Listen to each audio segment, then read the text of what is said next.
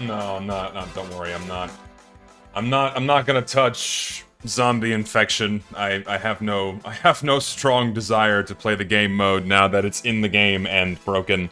Did they fix it? I didn't. I saw them push out a couple of other patches at the end of the day yesterday, but I didn't check to see what they did. Did they fix it? I don't know if they fixed it or not, so I don't know. Wasn't super broken, just some missing models. Still 20% broken. I'm getting mixed messages here. Is it or is it not? Well, it doesn't matter. I'm not gonna play it anyway, so. Still visual bugs and Atoll is unbalanced. I mean, what did you think was gonna happen adding, what, 5, 6 zombie invasion maps? You expected all of them to be well balanced with a brand new game mode that was, you know, homebrew baked by the community and not professionally developed or play tested in any serious capacity. We thought it was gonna be well balanced out of the gate, and now we expect there to be balance changes after the fact? Ha! Ha!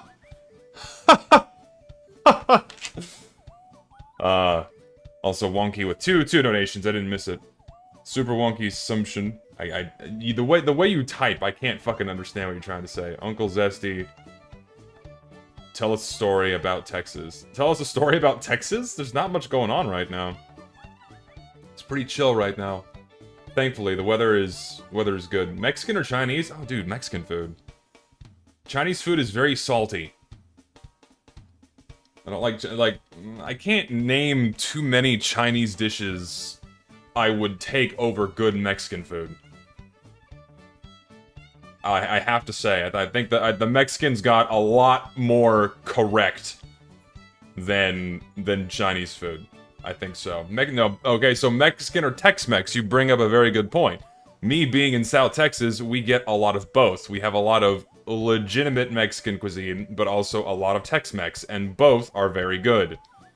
And I'll take either of those over Chinese food any day. 100%. Do I like Indian food? Yes, I do. I do very much enjoy Indian food. And some of the... You know what's funny? It's like some of the saddest Indian food I ever ate in my life was at this restaurant in New Zealand. It just was not good. And you'd think because I'm a lot closer to the source, I think, yeah, I'm a lot closer to the source in that part of the world, that it would be better. But it really wasn't. It was not good. I don't recommend eating Indian food in New Zealand. It's not what they're known for, I would say. I mean, like, it wasn't bad in that it was inedible, but a lot of it was really flavorless. And when you get Indian food, you really expect, like, a certain level of flavor. Like, the flavors are usually very strong. It's a lot of spice, you know, a lot of, you know, not like heat spice, but a lot of spices and flavors and what have you, right? But that food was just, man, that was bland as shit. Ugh, it was not very good. I won't be going back there. The best food I had in New Zealand was actually fish and chips. Surprise, surprise. You know, the Brits who lay claim to the place bring their food there, and it was good. So, that was the best thing I ate when I was there. At least on land. When I was offshore on a boat, the food was fucking phenomenal. So, like what's funny is like all the food I had on the ship I was working on was better than all the food I had on shore. And that's kind of sad. Like you would expect, I mean, working on a ship, they need to serve good food because, you know, it keeps up morale, it gives you energy, it keeps you working. Like, if you're doing 12-hour shifts, 12 on, 12 off, you need, you know, some morale boosts, you need energy to keep working and what have you. So usually, on boats, the food is really good. There are some that do serve bad food, like, at least in the science community. If you're on like a research vessel, there are some research vessels that are notorious for having really bad food. Thankfully, I've not experienced one of those yet, so I've been fortunate up until this point. Get to the point? I'm just talking. Like, is your attention span that short that you need like a punchline every 2 seconds? I'm just talking. Ay ay ay. Okay, the only new map I care about is Corruption. I really don't. Maybe Lava Pit. The other ones I'm not even gonna touch. I'm not even. Listen, I'm not even bothering with contracts this year because, like, there's so much. Like, I don't want to play these. Like, I want to play Corruption, but I have to slog through all these other ones I don't want to play in order to get here. So why would I ever do it? You know? I don't feel like doing contracts. Sorry. I'll just add the maps to the rotation that I enjoy. Oops. Hold on, I need to load my save settings here. So, Lava Pit, Corruption, and then the other ones I care about are Gorge, I care about Harvest Event, and I care about Man Manor. Those are the only ones I care about now. Maybe Maple Ridge? Yeah, we'll save these settings and begin. We'll just go from there.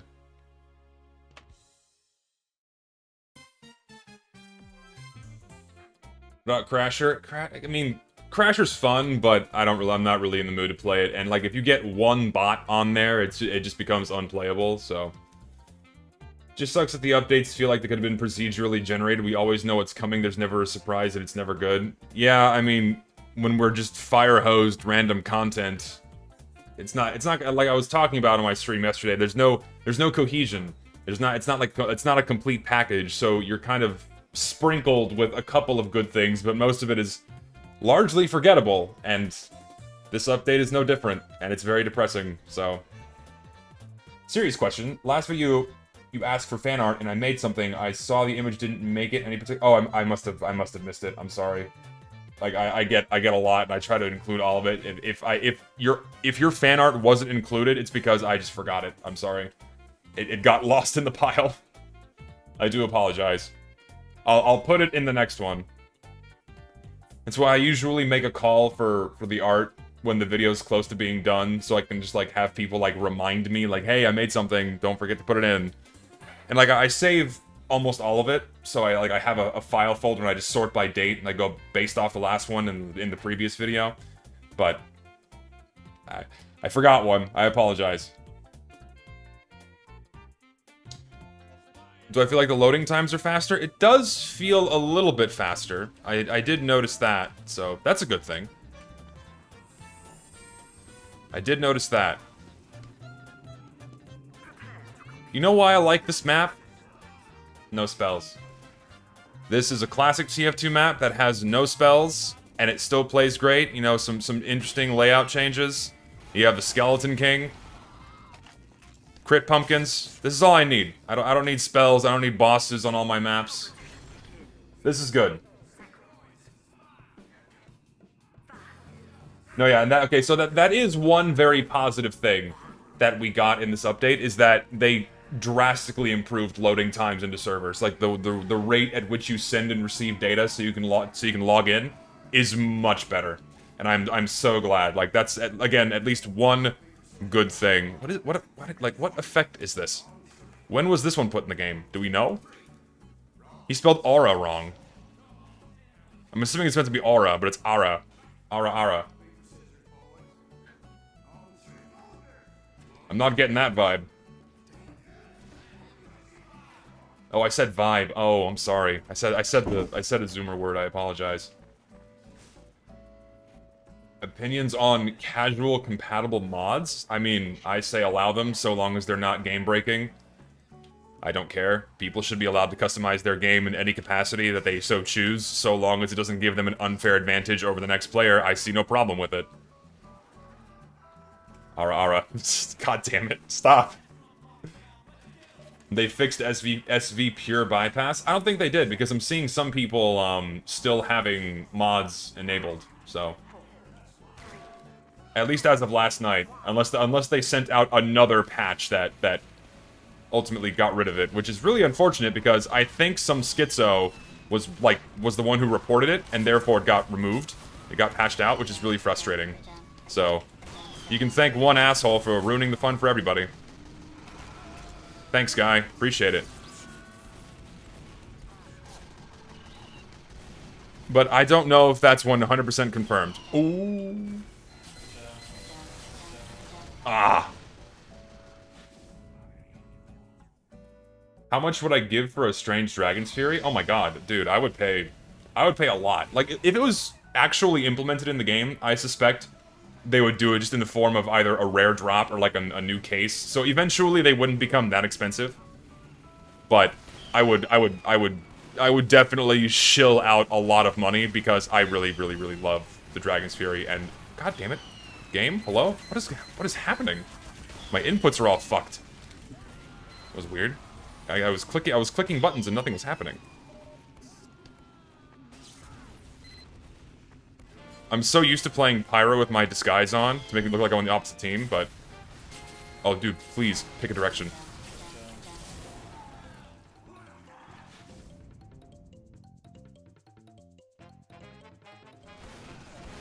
Would I unbox the crate so you got one on? No, I'm not gonna open any of the new case. There's nothing I want in the new case. And I only like one of the unusual effects. I only like Nightmarish Storm. I like that effect a lot. I mean, it is effectively a big orange blob, and of course that appeals to me because orange is my favorite color. But beyond that, I don't really want to open any of the cases. I mean, I'm like half tempted to, like, you know, maybe open some older cases, but I know I'm not gonna get the hat I want, and I know I'm not gonna get the effect I want. Sup, swipes. Hello.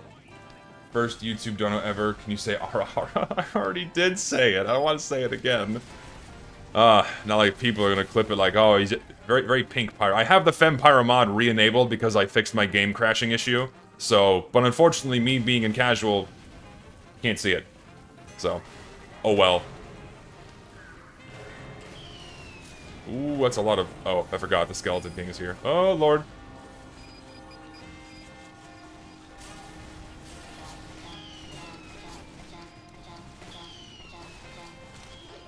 I apparently killed him. I know casual... I know, like, the whole thing with casual mods is you had to, like, preload it in order for it to work. Come back around this corner. No?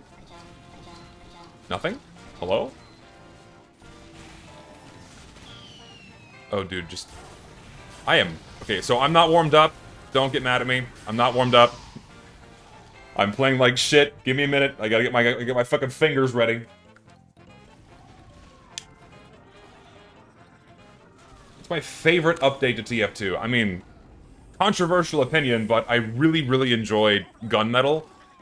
Primarily because it brought a lot of new life into the game in the form of contracts, which I think are a perfect addition for a game like TF2, less so than a game for like a game for CS:GO. Because in TF2, there's like so much more to do aside from CS:GO, so it makes sense to have like these little goals to work towards because there's so much you can do, right? I mean, the evidence for that alone is just how many Halloween contracts we have, and you can have so many different unique things for maps and classes and weapons, and it's fun. It also enables players to, like, try out something new that they may have not tried out before, you know? So, I think it's a good addition, and I really enjoyed that update, and I had a lot of fun with it, and I also like skins, so all good for me. And yeah, today is TF2's 16th anniversary. Can you believe this fucking game is 16 years old? My god.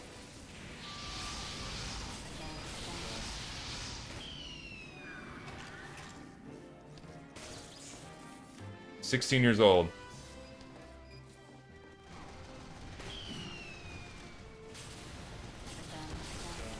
Nice try.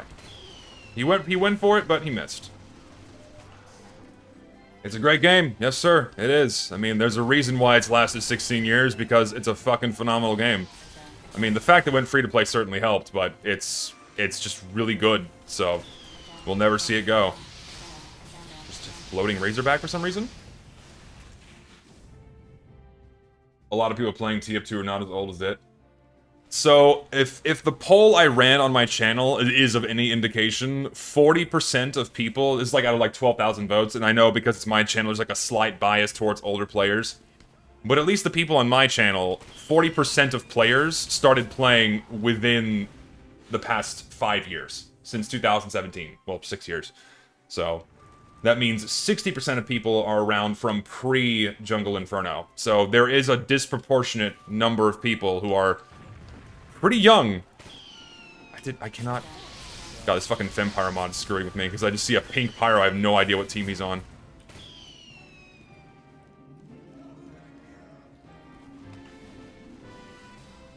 Give me health. Started in 2020, I still hate the way the game is treated, though. I mean, yeah. And this isn't to say that, like, all younger players, like, don't appreciate what's, or, like, don't dread what's happening to the game, you know? Like, a lot of newer players are playing this game and realize, oh shit, this is not how the game should be handled at all. So, I really do feel like at this point, it's just a very small and vocal minority of players who just don't give a shit and don't mind seeing the game just bloated with crap and it being handled the way it is, you know? And I think most people are on board. Oh, Big B, there you are. Hold on. You ready? Okay, let me initiate a call. How does this work?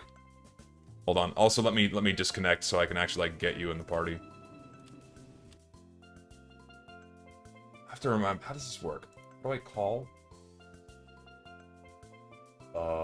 Start voice chat. Let's test this. I hope the audio quality is decent. It should be. I've never had problems with voice chat before. Hello? Is it working? All right, hey. Is it working? I hear you. You hearing me good? Because I'm on a Steam Deck, so I don't know how shit the mic is. It's pretty shit. It's pretty bad, but it's okay. We understand you. All right, as long as I'm legible, that's all that matters. No, I can hear you. It's a little crusty, but you're. Yeah, what if I shovel my fucking face right up to the microphone? Is that any better? It's so bad. It's so bad. Oh, well, fuck. Why did they? Oh, you'd think with what the Steam Deck is, they would put a better mic on it. My God. I thought it was pretty good. See, I got this fucking this device here that actually lets me play with keyboard and mouse. But the problem is, holy shit. Problem is, I only have 2 USB slots, so I can't plug in my fucking Snowball. Oh, okay. Wait, there's only 2 USB ports on this thing? Seriously? Oh no, you have to buy an adapter so you can plug up your keyboard, your mouse, and shit. You can have as many as you want, but okay. I only bought fucking 2. I bought one with 2 instead of 4. So I'm very sorry that I sound like I'm in the middle of fucking Poland with dial-up. You have to excuse me for that. No, you just have it's like the gain on the mic is maxed out, so it's really loud. It's not loud. It's like crusty. Well, if you really wanted to play Modern Warfare 2 in 2023, I'm here. Oh shit. Okay, so I'm online. My name is Bottom Gia. There you are. So there we go. Let's fucking play. Let's do it. I don't know if you're into the Halloween maps. I just put a handful of ones that I personally enjoy: Gorge, Harvest Event, Man Manor, like the classic ones that I just think are good. Hey, you're the man. I just follow. Right, we're here to shoot the shit and let's get mad at video games. I'm almost a fucking professional at that. Hell yeah. $7.95 an hour. Hell, get me my Big Mac and large Dr. Pepper. Hell yeah, man. What? Yeah, no, I like Maple Ridge. Maple Ridge is good. I mean, it is a little bit open, but it's yeah. So Big B, how you doing, man? How's life? Hanging in there. Just. I can't wait to play some fucking video games. I love video games, man. Yeah, I'm bringing the levels of you down just a little bit. There we go. Yeah, there you go. Whatever you need. You know, it probably Mike's still shit. I was reading the fucking reviews as a form of trying not to feel like an asshole. That the microphone wasn't bad, and I was reading some fucking news articles about this, and they said it was good, and the guy recorded something nice. I don't know if he lied or if he was paid to shill it, but I think he lied. I think he lied. A journalist lying, get out of here, man. A journalist lying? What? Being paid to offer fake information for the sake of selling a product? What error is this? What error is this? Man, I remember there was something I was watching where some guy, he actually gave his actual opinion. I don't know if it was GameSpot or something. It was a while ago. It was a Kane and Lynch game.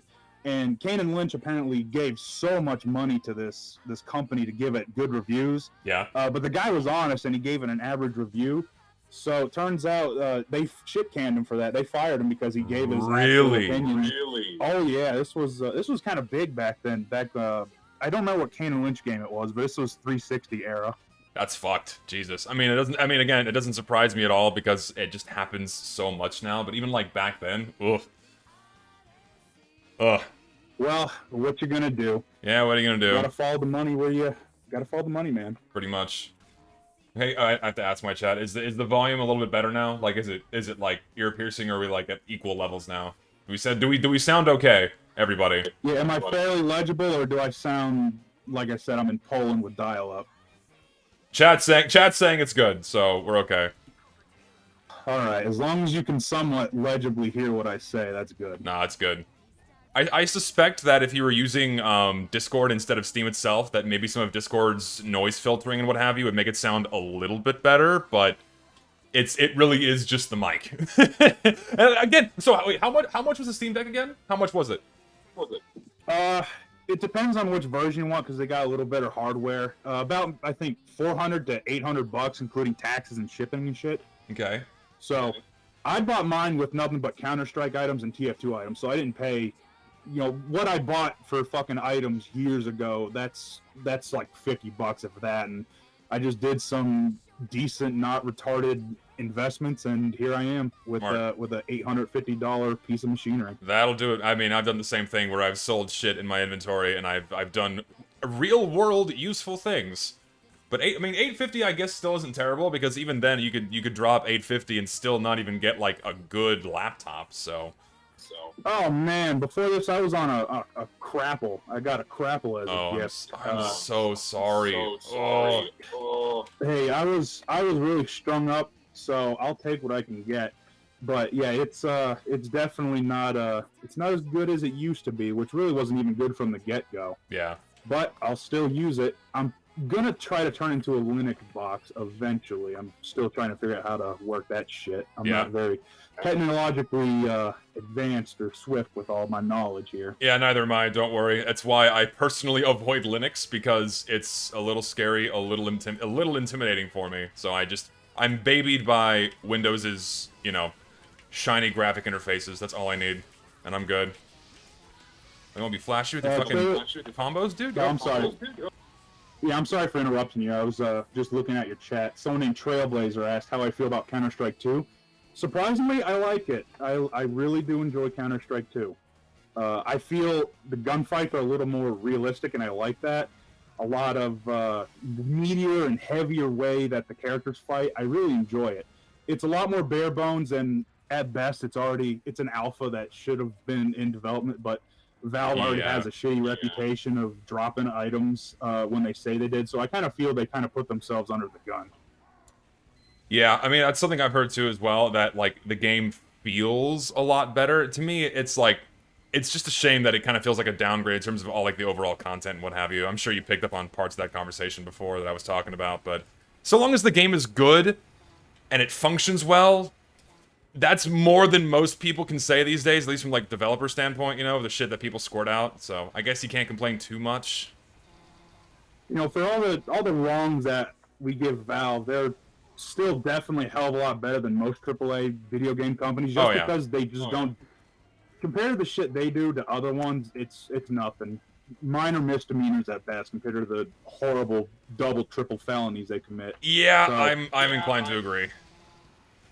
Someone said, "Hello, fellow SFO enjoyer." Do you watch? Have you heard of SFO? Short Fat Otaku on YouTube. I have heard of Short Fat Otaku. I don't like him. Yeah. I stopped liking him. I never really gave him a shot, but I don't like his character because allegedly, back when Gamergate was huge and that was a big thing. Yeah. He allegedly LARPed as a fat lesbian journalist. I don't remember her name, but I lost any ounce of respect with that guy. Yeah. It's not true, but I could see Short Fat Otaku doing shit like that. So, I mean, to his credit, it was a while ago, and a lot of his newer content and videos are really, really good and well thought out. I recommend giving him a shot again. He does a lot of good work. I'll give it a shot. I see a lot of people in today's scape as grifters, where they only... Yeah, I guess you could say everyone's a grifter to some extent, but I feel like he's kind of pouncing on to that internet lord drive that's really popular at the moment, where people go over lol cows and people who are interesting or people who are weird. You know, like Chris Chan was probably the biggest person I'd say that got really popular. Well, obviously he is, but he was the first really major one to be drawn into the the general landscape. Yeah, like people just shooting out so much content about just this one guy, which is insane.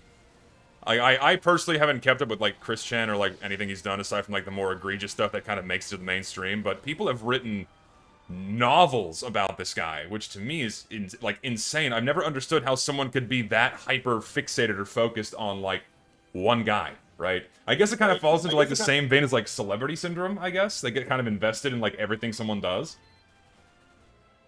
Oh man, what fucks with me is I don't remember where I read this, but if you were to look at logs and archives and all sorts of shit like that, Chris Chan is the most well-documented person in history. I've heard that before. Way more than the largest dictators, all the good people, all the bad people. Chris Chan, some fat autistic guy who just drew Sonic Shoe and other really stupid comics, is the most well-documented person in history. That fucks with me. But, like, to me, what I don't understand is, like, I guess it was just, like, a slow burn for him to get to this level of notoriety. I can't really understand it, because there's just so much to kind of parse through to really get it. And I feel like I have to read, like, 7 history books to even begin to understand why people start following this guy in the first place. It's just the stars align. Oh, I got auto-bounced. It's just a stars align thing where, you know, one too many stupid things that they say or do, and it just tracks on. It's also probably tied to how the internet is probably becoming more and more mainstream, and people are more inclined to delve into smaller things, niche things, rather than just, you know, Facebook and Twitter and all that crap. Yeah. So I think that's just a natural progression of the history and the usage of the internet just becoming more mainstream. It's, you know, it's one of the side effects. True. And yeah, and I guess it's also why we're seeing, like you mentioned, a lot of other videos that just kind of follow like how a specific person is acting, or like, I don't know, like people making videos about shit, what's that guy's name? The big guy with the glasses who would like put on that nerd character, you know? I'm not sure who that is. What's his fucking name? Shoot. God, he would do that character named Francis, and he would like talk about video games and shit. Oh, Boogie. 14, Boogie, that's it. Yeah, yeah. Like a lot of people, he's like one of those people that people make a lot of videos about, which is, you know. So, I don't know. I've never understood it, and like to me, I guess actually I lied. I kind of understood it because you're familiar with like Ethan and like H3 and all that, right? Like, man, he fell down a damn rabbit hole and he's never getting out. I don't know what the hell happened to him. I can't, because I watched him back during the Chili Pepper days. I'm sure people remember that, but like that's when I first started watching him, and I watched his like meteoric, just explosive rise, and then he just, what happened, you know? And to me, like I get invested in that because like I've been following him for so long. So I guess it kind of falls into the same vein with people following Chris Chan and what have you. So. Yeah. In some aspects, it's not as bad as Chris, and in other times, it's worse. I stopped really giving a shit about Ethan when he had his kid.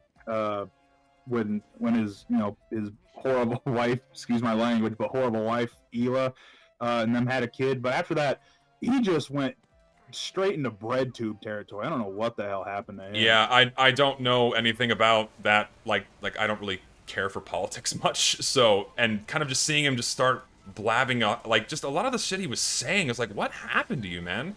Like he went back on so many of the things he stood for and seemed to care about, and just it really rubbed me the wrong way. And so like as soon as he's like in the early days of his podcasting is when I stopped watching him, because he began to really deviate away from what I think made him worth watching and like wasting my time on. So I don't know. Well, I don't know. I view them as sideshow attractions where you watch them for entertainment, or maybe you want to feel better about yourself, because you got all your locales I follow. I'll watch DSP from time to time. Wings I used to be a lot bigger in. Yeah. Boogie I got into very recently. I was surprised at some of the scummy shit Boogie's been a part of. I'm only just now hearing about a lot of it. Oh man, I don't know if it was because of the boxing match he did with Wingo, or if he decided to. I don't know. I think it's part because he's fading from relevancy because Probably. fat people are a nickel a dozen on the internet at this point. I don't know if his primary allure comes from him being overweight. I think it mostly comes from him acting. It's I will say it certainly helps because I mean that like it's like part of his character. He's like the big nerdy guy, right?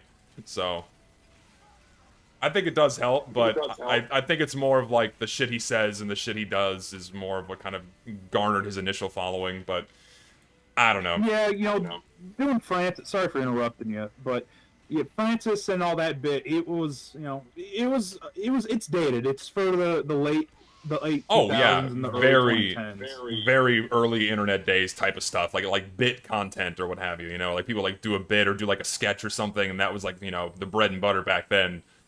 And then he kind of got into like the commentary scene, and then that's kind of when I stopped caring. Ooh, no. Yeah, I just, for me, Boogie was always a person that I thought he's definitely plays a victim card really heavy. And I've seen that, yeah. He always, oh yeah, big time.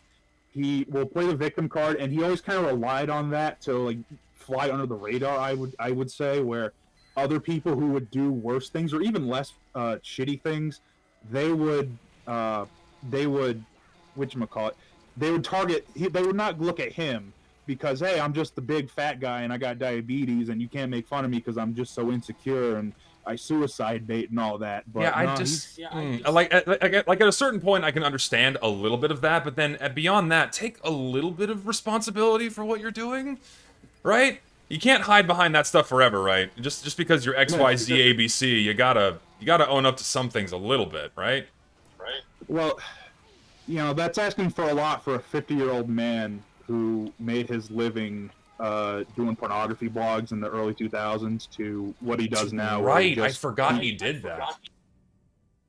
And all the controversial or stupid things he said. I'm not gonna say it because this ain't my stream and I don't want to get you shit canned. But he said some really egregious things. No, yeah, we're at the mercy of YouTube. I have no problem with, but he wants to appeal to like a political, woke and left-leaning side, but he can't. He also is just very bad at doing that because he kind of squirms because he's a big fence sitter. No, and if you're gonna like appeal to that audience, you have to really, really lean into it, like both ways, right? Not just like left, but also right. You have to really lean into it in order to get like a really dedicated following if you're doing politics and shit. That's something I've noticed a lot of like other YouTubers kind of fall into, where they started as doing something completely unrelated to politics or what have you, and then you see them kind of slowly start changing what they're saying or changing the content so they appeal to one side or the other. Because that's what gets you a lot of attention these days, is just political, social stuff, right? So. Oh yeah, like I used to watch Anthony Fantano a lot, but he went off the deep end with leftist Kool-Aid. I was surprised because I liked his reviews, but I just can't watch them now. I know. I really enjoyed some of his older stuff, man. It was very entertaining, and some of it was like really well written and kind of had some good jokes, but then it just kind of yeah. So I'm ignoring my chat. I'm sorry. HUD looks great. So HUD looks great. Did I make it myself? No. This is I use Bud HUD, which is just a nice simple HUD that gets rid of a lot of clutter. I don't like the garbage HUDs that just add a lot of noise and random crap, colors. Blech. Oh, I use the default HUD. I've always been a fan. Oh, I use default for a very long time. You fucking got me, you bitch. But I used default for a long time, but then I saw Bud HUD, and I'm like, this is a little nicer for me, so. Ew, colors. I think I'm going to stick with default to the day I die. I don't even have, I have the field of view at the lowest possible, not the highest, because I've just been so used to it forever. It's a good HUD. Like, the default HUD is just objectively good. It's well made like the rest of this game. There's nothing wrong with using it. To me, it becomes a problem when you add, like, a bunch of other garbage. Like, have you seen that Persona HUD? Oh. God, I don't know how anyone can use that. I may have seen it, but I don't know the exact one. It's I've the always one been, that's it's like Z's HUD. It's got like pink and white outlines across everything. It has the style of like the Persona games. I don't know if you know what that looks like, but it's just not. It's not pleasing to the eye. It's like hyper saturated, like pink, like you see on like the missing texture. It's that level of saturation. It just hurts to look at. Ugh. Ugh. Yeah. No thanks. Yeah. No thanks at all. Hurts to look at. Swipes with a ghost emoji. Yeah, it is. It is the season. It is the season for spooky. Oh boy. I don't know, man. I just like fucking Scream Fortress is just not it's not appealing to me anymore, man. It just nothing special about it. I have no reason to engage with it. I don't know if you feel the same, but I think after maybe Jungle Inferno or a year or two afterwards, I just don't give a shit because, you know, at the end of the day, I don't have any say. It's not my game. I've been playing it forever, and I'm just going to deal with what I have to. And if I don't like it, I'll do my best to avoid it. yeah. All the things that I don't like or the things I do like, you know, at this point, I'm so burnt and tired of it. I was like, whatever.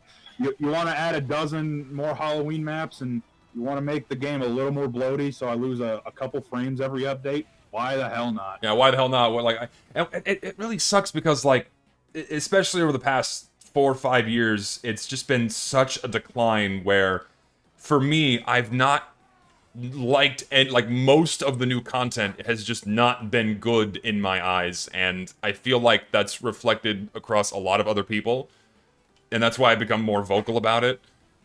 And it's like, I just talk about it because, like, I hope maybe talking about it will do something, but it doesn't seem to be doing anything, and it just sucks. It really does suck. I don't I made know. a video a while ago. I think it was called "Fuck It, Left TF to Die." Yeah, you did. I remember that one. And I think I watched it a few months ago, and I'm a little scared and also not surprised that the things I said in there have held up to this date. You've hit the nail on the head with several of your videos. I recently rewatched your one about internet IDs that you posted a few years ago, and how we seem to be slowly inching towards that. Ugh, that's a little scary. Oh yeah, I think it's a horrific thing to tie your actual name to things you do online. I don't know if it's an age or an era thing, but it seems everybody has their Facebook, their Twitter, and their name, their emails, all sorts of shit tied to any handles they do. So maybe internet IDs won't become a reality because it'll just have come in another way. It's already been done. Voluntarily. Oh yeah, but instead of it being state mandatory or some federal law or some crap like that, everyone just kind of gave their information willingly, and you're kind of there. So No, yeah, and anonymity. Sorry, go ahead. I was just saying, anonymity's dying, and no one really cares, and I don't like that. I don't like it either. I think internet anonymity is just one of the things we really need to protect, because it kind of is our, what's the word? I guess weapon. It's our last weapon against the powers that be that would rather see everything we enjoy and stand for burn. And if we can still use our voices without fear of getting nuked from orbit, that's what we need to, like, really rely on and protect, right? So I think we need to really preserve that before it it keeps getting worse. And what just recently came back to my mind as we're talking about this is, I don't know if you saw, what was it? Facebook doing threads, like they released their own Twitter. I don't know if you saw that earlier this year. That's in like how it already. I saw that. I have been keeping up with the social media crap as of late. I think his name was Mental Outlaw. I've been watching a lot of his videos. I really like him. He's really helped with me learning Linux and all that, and, you know, proprietary, non-proprietary, and shit like that. Yeah. And he also has very hot topical news. I think the European Union, for example, was mandating that you have to have a AUX plug, or you have to be able to physically or plug a cord in to charge your phone, something to that effect. But yeah, I watched him because what was that VR shit they were doing? Facebook before Threads. Yeah, they had their like VR world. I don't remember what it was called, but they had like a little VR world going on. It. Yeah, Metaverse. That's it. and that was just a really, really stupidly big money pit. And all that effort that could have gone to, in theory, bettering their company and their brand just went down. Oh, dude, the shitter. I mean, that's just the nature of any big tech company right now, where their goal is to push out as many products as possible, even if they're incomplete, because that's what makes them look good. So you have people kind of push out these half-baked things, right, and then they immediately move on to the next thing instead of like kind of taking care of it and perfecting it, you know? And they just, it's like Google's Stadia service, like they just abandoned that for whatever reason, and it could have maybe been, it could have blossomed into something good, but they said, nah, fuck it, we'll move on to the next toy, right? So, I don't really. and that's, I keep up. Go, sorry, go I ahead. keep up with that shit if it involves me and it's gonna affect my quality of life, because I like to keep my privacy the best I can. I don't use any Google services outside of YouTube. I don't even have a cell phone anymore. I don't fuck with cell phones anymore. Hey man, you're stronger than me avoiding social media and all that shit. I wish I had the willpower you did. It's like, for me it sucks, because like as much as I would like to disconnect, I can't because of work. Like I have to have a phone, I have to have social media because of it's just the nature of my job, which is really frustrating. So it's like I would avoid it more if I could, but like I can't. It sucks. So I really commend you for that. Get the fuck. Well, you just got to do the best you can with the knowledge you have. Sometimes you gotta sadly compromise to make things better long term. So Yeah. I'm not faulting you for it. No, yeah, but I all see why but someone would like or use a cell phone. Yeah. It's just not for me. yeah, but also going back to that Threads thing, what was kind of scary is like if you had Facebook or Instagram, they would automatically sign you up for that Threads service, and it was attached to your real name automatically. Like, you couldn't even make up a fake name. They wanted you to use your real name with all of your real information tied to your other socials. That was pretty fucked up. So it's like, it's everything you say is immediately tied to your real person, and you had no say otherwise. Yeah, I hope you enjoy having your name and all very important things about you, your family, all out there for third-party companies and other countries that you'll never ever experience or even know what they do, having access to that. I hope you enjoy that. Yep, freaking sucks. And I also think it's one of the main reasons why it inevitably died, is because it also lacked a lot of, I guess, the features Twitter had. But one of the biggest turnoffs was just that you couldn't be anonymous. Your name was just tied to it from the get-go, and that was it. So, good riddance, I say. What about the Unity debacle? Did you hear about the Unity debacle, Big B? What's the Unity debacle? The Unity engine for video games, and how they tried to like price hike their service for people who were already making games with their engine. I haven't heard of that. No. No. Okay, so if I'm correct, to briefly summarize, what Unity did is they basically just started trying to wring more money out of people who were using their game engine to build their games, and it turned off a lot of people, obviously, because it was a really scummy thing to do. Like, they wanted to take a bigger cut if your game ended up being more successful. And chat may need to fill in the gaps for me because I don't remember all the other gritty details, but ultimately, the CEO got kicked out because he fucked up, and initially a lot of people left and went to other game engines to build their games because just fuck Unity for doing that. But they eventually, like, what's the word, backpedaled and fixed it, I guess. So, yeah, they try to get money per sale. That's right, they're charging per install. Right, for every install of your game using the Unity engine, they would charge you. That's fucked up. That was the main thing I remember. That was beyond fucked. And people were pissed.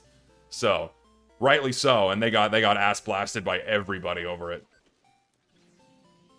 So, that was wild. Wow, that's pretty scummy, I gotta admit. Yeah. I've seen Sir Pello's comment on my newest video. He said something about making an independent server for feedback on workshop items or something. It's in the works.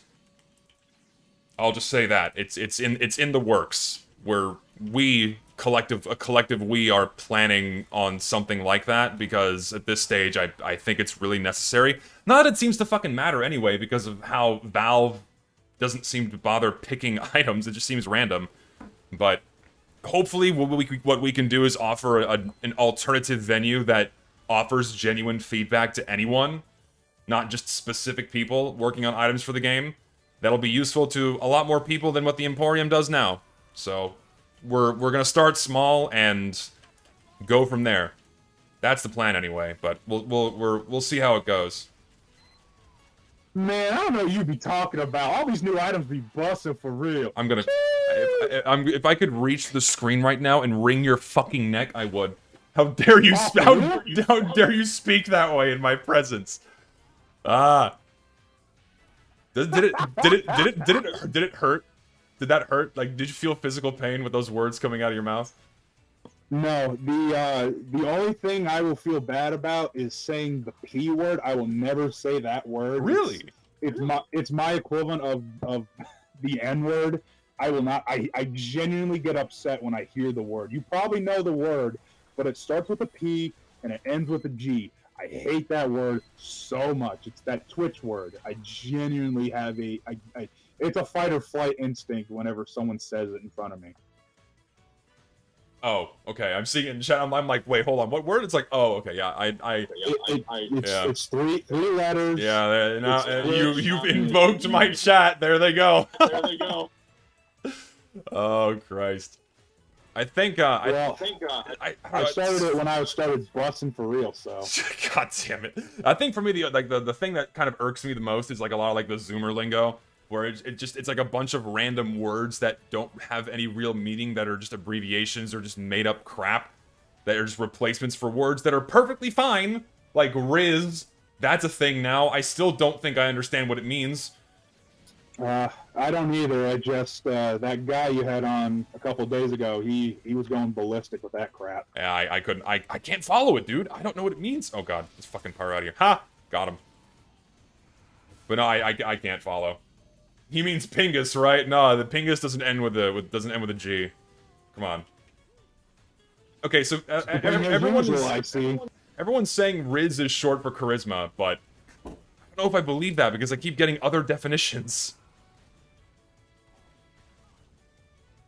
Well, I was watching Soprano clips a couple days ago, and I have this video saved. That's where I learned the term GAT, G-Y-A-T-T, and that's because of Anthony Soprano.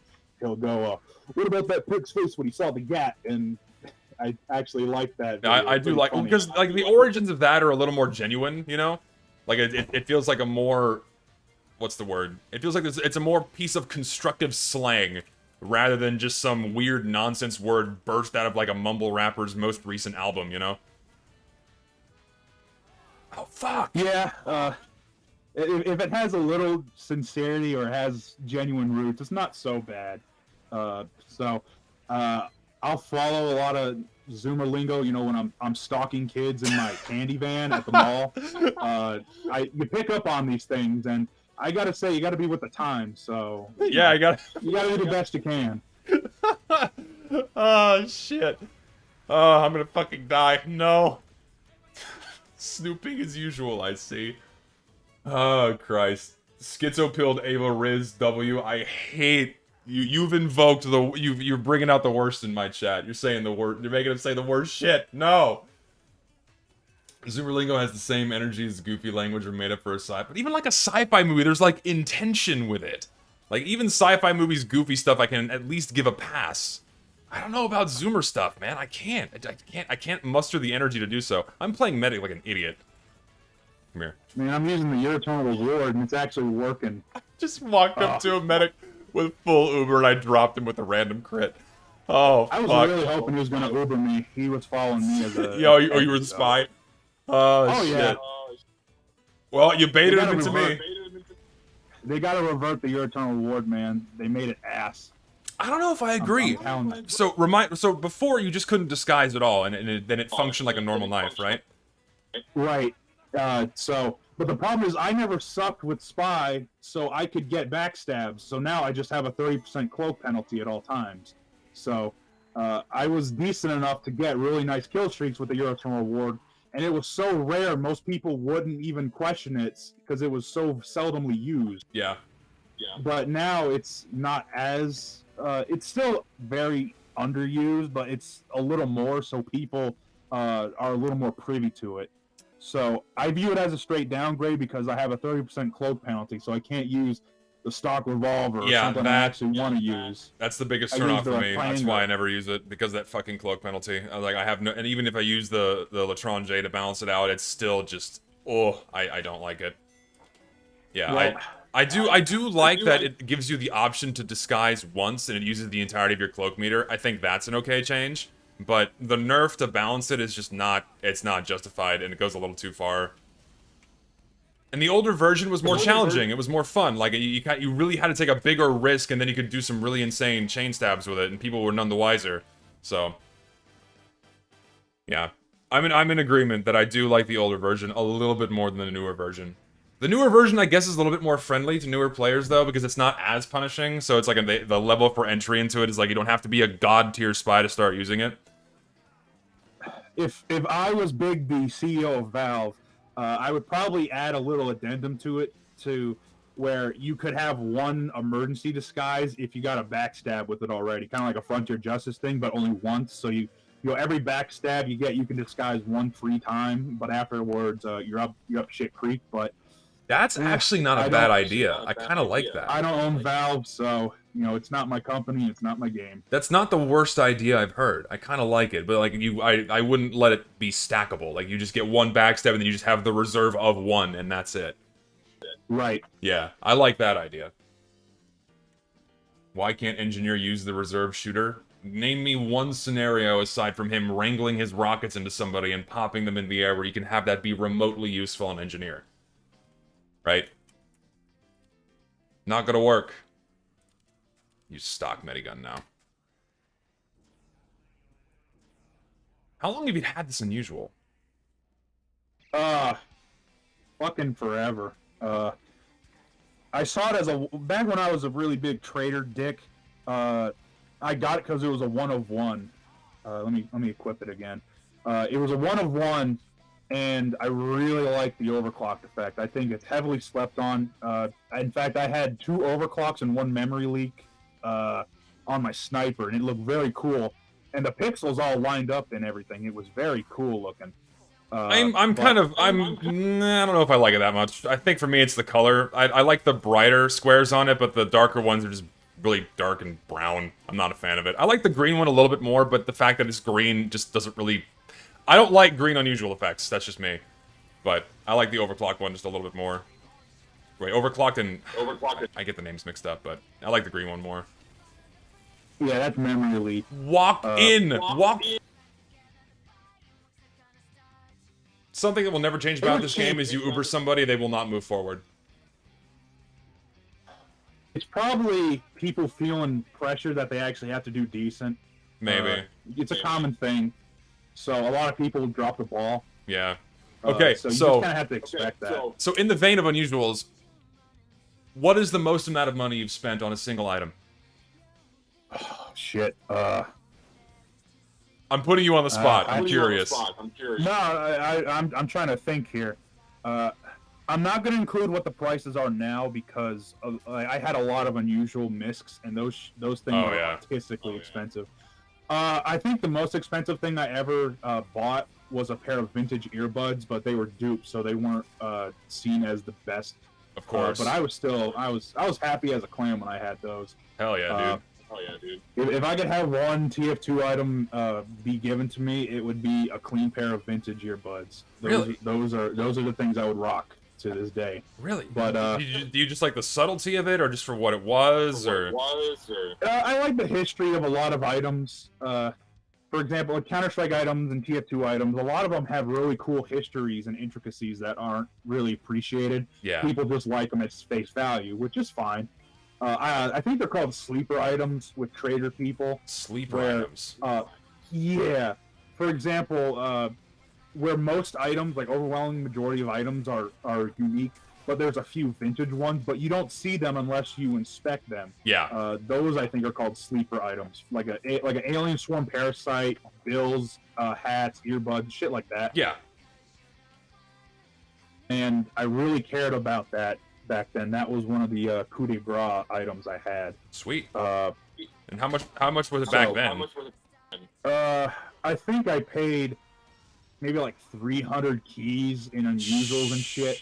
Damn. It was a while ago. and it was a good Halloween hat. I think it was an all-class ooze. I think it was the Mohawk one, and I traded that and along with other small things. Ooze. It's a Halloween one, and it's got a green fart cloud with eyes. Oh, I it's had one of- Ooze? I think the Ooze or something. Yeah. Yeah. Yeah, it was called the Ooze, and it reminded me of the Sega Genesis game called the Ooze, which I think the soundtrack's great. Yeah. The game's hard as shit, and I'm not good at it, but it reminded me of that because I used to be very big with Genesis games back then.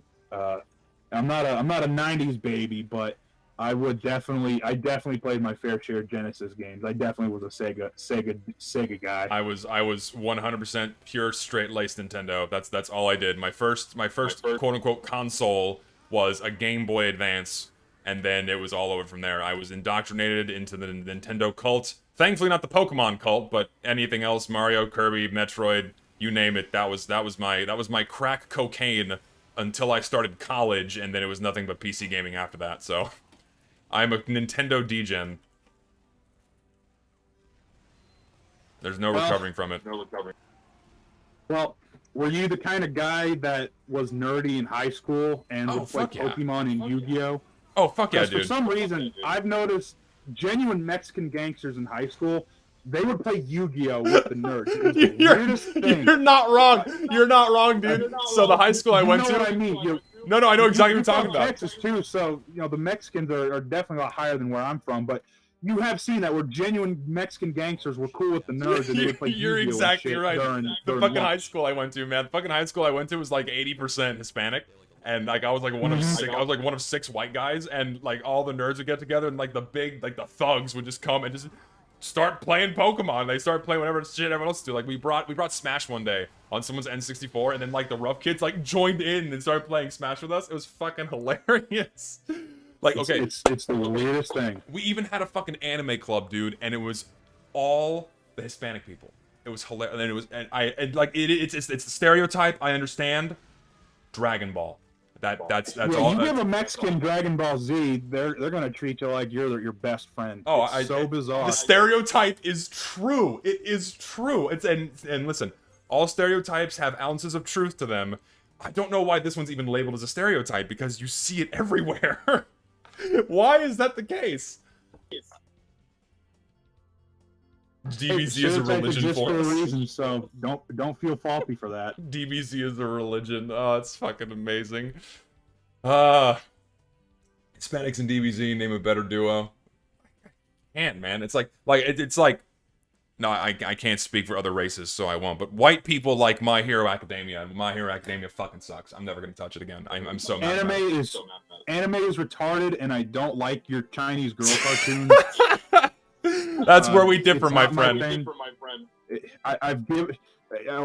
The most anime crap I'll do is like Kappa Mikey, Teen Titans, Ace Attorney. All right. I tried Danganronpa. No, why that of all things? You're poisoning the well for yourself. I needed a fix for Ace Attorney. And this was before they added it on whatchamacallit, on Steam. Yeah. And I liked that concept. I thought it was really cool. Yeah. The concept that everyone has to kill each other and everyone's not truly their own. Neat idea, but Chinese girl cartoon, so it loses points. But I played the first 2 games. They're all right. It's not my thing. I won't do the dating crap. Oh, dude, you're missing out. You're missing out on the dating stuff, dude. That's why most people play that stuff. Man, I don't want to be sitting here in like my underwear and dirty ass shirt, just having an anime date, and then the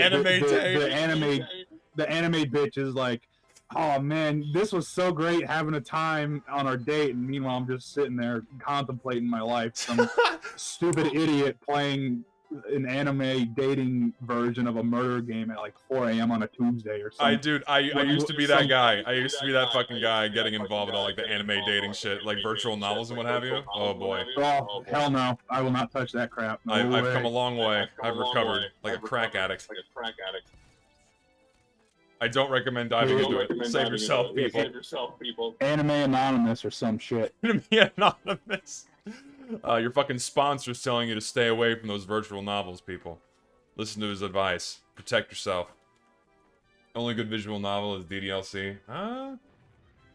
Jujutsu Kaisen, Bleach, JoJo's Bizarre Adventure, Chainsaw Man, Gurren Lagann, Yu Yu Hakusho. It's like you're naming some very surface level stuff. I mean, don't get me wrong, I like Bleach and I like Gurren Lagann, but Chainsaw Man, I don't know, man. I don't know if I can get into that one. Berserk is good. Man. Berserk is good. Oh man, what? Oh man, what? You there? Is he gone? I think Big B is gone. No, I'm here. Are you there? Okay. You can hear me, right? Yeah, I can hear you now. Were you talking?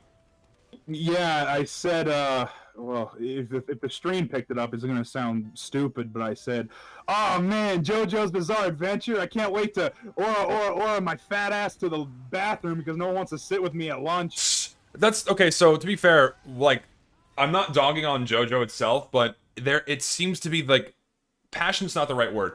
It has an insanely, I guess, bloodthirsty fan base, like where they want to suck you in, right? They want you to be a part of them. It's like you will enjoy JoJo. They're not really mean about it, but and they're not like quite offended if you don't watch it, but they just desperately need more people sucked into JoJo. A cult, I guess, more like a cult-like mentality. But I can't do it, man. It just doesn't appeal to me. And like, they're telling me to like watch the show in like a certain, or like you have to watch season 4 first, then season 2. No, why don't I watch it in season 1, 2, 3, 4? Why can't I watch it in order? Why did they just not make it in order? It's like they're giving me more work. No, I just want to turn on the show, turn my brain off, and that's all I care about. That's all I need. I don't want to have to be ordered around in a way that makes no sense. You will enjoy JoJo, and you will be happy. Ooh. The first time I was introduced to JoJo, I was talking about Oingo Boingo, the band. Yeah. And some spurred started screaming about that, and I said, "What the fuck are you talking about?" It led to a already not good impression of me. So yeah, that seems to be a lot of people's first encounters with a lot of like anime and such, where they encounter someone who's perhaps a little bit too passionate of a fan, and it just turns them off. That was kind of like me with a lot of more Western shows. Like I see people who are rabid about things like Steven Universe or the Pickle Rick show. I don't even remember the fucking name of it, but I would see the fans of it like raving about it and like foaming at the mouth about it. And it's like, I don't want to watch a show. This is how the fans are acting, you know? It's like, it's a major turnoff. This guy with his fucking party hat, get out of here. But listen, I watched Steven Universe. I did watch it. And I'll say it, I've said this before, but it's good when it wants to be. It's good when it wants to be, and the filler is fucking insufferable. But beyond that, I still recommend you watch it, just to see a show that could have been good, but it bombs. So. Didn't see Gravity Falls, though. all I need to know about the fans of that show was they bullied some kid with cancer because his make-a-wish was he wanted to see either a season early or an episode early. And Steven Universe fans bombed the shit out of him, believe it or not. Fucked. So That's horrible. take that for what you will. That's like beyond fucked. God almighty. Yeah, there you go. Textbook example of spy. Textbook example of toxic fan bases. We've seen Legend of the Galactic Heroes? No. To be fair, recently I've just not had a lot of time to watch shows. I've been just busy with like real life stuff and what have you.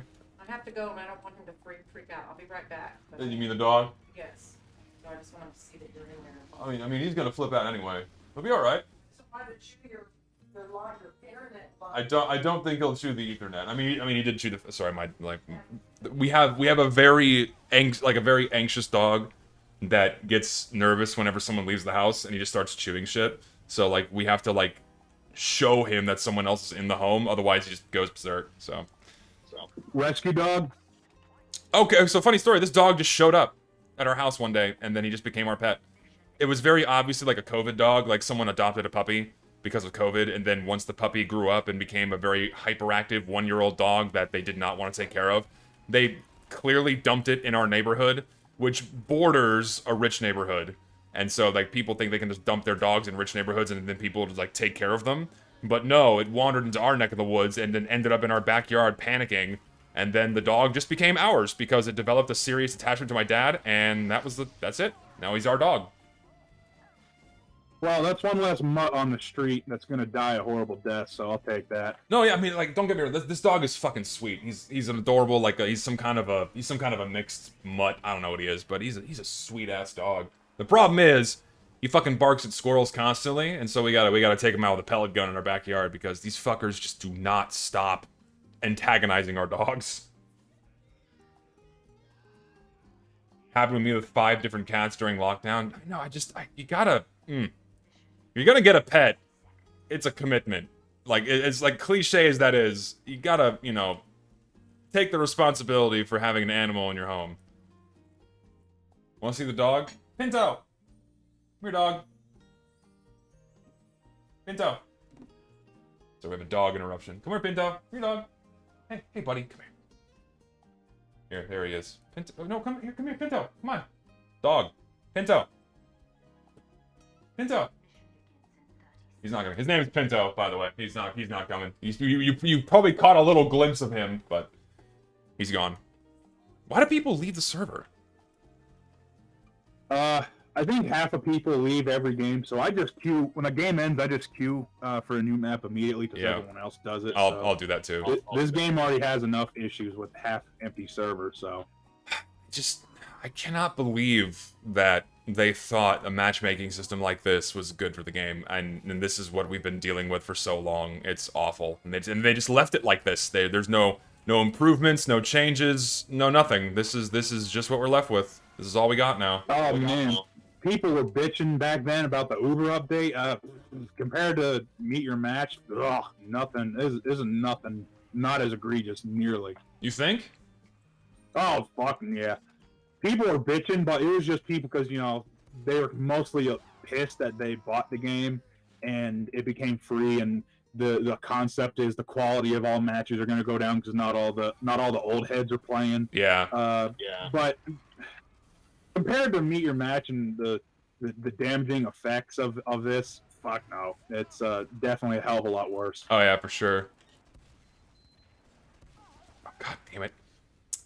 But no, yeah, the fucking damage they brought about this game with the Meet Your Match updates, just, oh my god, that's like, before I inevitably stop making YouTube videos, the last video I will make is outlining the absolute clusterfuck that was the update, and exactly what it did, and why it was such a bad thing for the game. The problem is, appropriately writing a script for that is extremely challenging, because, like, people know me as the guy that hates competitive TF2. Even though I don't hate if you like. Oh hey, we got a new Halloween map. Nice. We get to experience this clusterfuck. Oh man, sheesh. Stop. We get to experience this now. Just lava pit, gravel pit. I mean, it looks good. It looks good. My frames don't feel like ass, so that's already an improvement. Thank God. Someone said there were spells on this map. I'm not seeing any spells. Yeah, I picked up a spell. I even got one of the really stupid ones, the short circuit one. Oh yeah, the insta kill. I fucking hate the insta kill spells, man. Yep, there it goes. But yeah, the map runs well, thankfully. It doesn't feel like I'm playing on a toaster simply because it's a Halloween map. That's a plus. Most Halloween maps immediately lag my game to 5 frames because of the amount of particles being generated. So that's good. Oh, here's a spell. What was it talking about? I was gonna say something. Oh yeah, so yeah, writing a script for that sort of shit is fucking, it's challenging because like I have to get all my ducks in a row, be as objective as possible. Otherwise, all it's gonna take is like one person to completely invalidate everything I say by just going, "Oh, you just don't like competitive players," you know? Yeah, who gives a shit about them? I think this game should never have been competitive anyway. I think firmly agree. Competitive. Third-party shit is okay. Yeah. It's not for me. This game is meant to be a 12v12 clusterfuck of just people from all different walks of life. Some try hard, some noobs, a lot of noobs.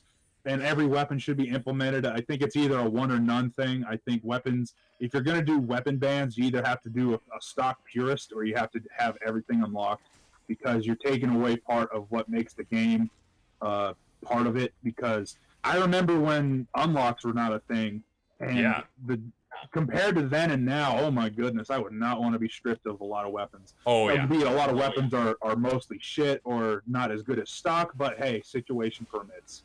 True, yeah. I mean, also the thing that really irks me is, they're removing content in order to facilitate this meta that was just arbitrarily defined by people in the community at some point. Mhm. And it's evolved to become what it is now.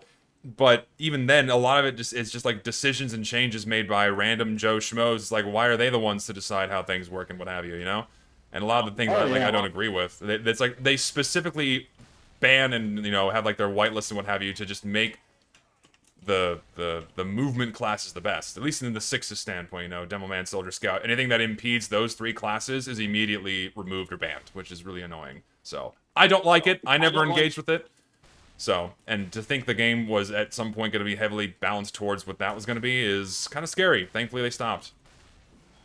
Man, the thing that pissed me off most about that was the Wrangler nerf. That one out of context clip of Sig tanking a uber heavy in a very stupid contested choke point on Barn Blitz, and he saved it. That pissed me off. I didn't think the Wrangler deserved to be nerfed that way. I feel you should be able to do that, especially in casual, because there's so much shit going on. I don't know, man. You have It's so still many people annoying as attacking. shit. It was annoying, but I mean, hey, I think it wasn't as bad as people claim it ever was. I really would not. If they reverted the Wrangler tomorrow, even on the shittiest Dust Bowl games where I'm fighting against it, I mean, after I swear and I get my anger out, I wouldn't ultimately give a shit because I felt it was okay. See, for me, I feel like that was one of the rare instances where an item needed to be adjusted based off of what the best players could do. Because if you put the old Wrangler in the hands of even like a mildly experienced player, it was so oppressive on a lot of maps just because of how quickly they could swap and heal. Like the healing was the main problem. Because you could immediately rebuff your sentry back up to 600 and 18 health, something like that. That sucked. So, for me, I think the healing nerf on it was very much justified, because even now, it can still tank so much damage, and you can still heal it at basically the same rate you'd heal a sentry anyways. So... Get this fucking... I think only the really good engineers would actually repair and wrangle during a very contested time, or you would have to find other engineers who are actually willing to help you in a casual game or a pub, so good fucking luck on that. Yeah. Oh, I just embarrassed myself. I'm so sorry, guys. That was sad. Jesus Christ. Why? What'd you do? I couldn't land my crit rockets, and then I walked into the pit. Yeah. I got juked. I got fucked. Well, God it's a good damn it. thing you're not even trying, so. I'm going to fucking try? I can try right now. Fucking... Yeah, you're not even trying, so who gives a shit? I'm not even trying. I'm not even mad. Who gives a shit? I'm not even trying, guys. No, So it's when like... I die a stupid death, I'm not even trying, man. No, but it's like... Get good. Like YouTubers are held to this, like, standard of, like, you have to be this god at the game, you know? Oh, I didn't use my spell fast enough. The old Rescue Ranger was insane. I forgot, it didn't have, like, a much higher heal to metal ratio. No, it didn't tap into your metal when you used to shoot at it. Oh, so. that's right. Yeah, that was bad. Yeah, I think the Rescue Ranger's in a very good spot now. I think it's totally fine. Though if you will pardon me for a brief moment, I have to use the restroom. I'll be back in like 2 seconds. So I'm gonna leave you alone with my chat. Give me a moment. All right, chat. When Zesty is going to take his pee-pee, make sure you talk shit about him, all right? Nah, but for real, how y'all hanging up? How's the chat doing today? How's your day, fellas?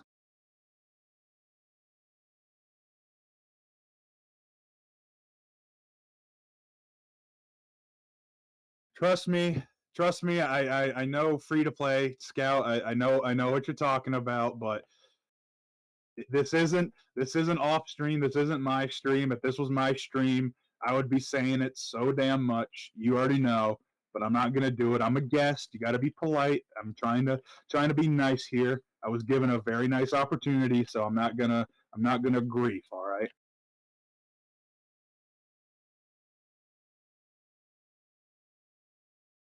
Thoughts on my brother's 2002 Honda Civic? It depends. How many miles does it have? What's its history?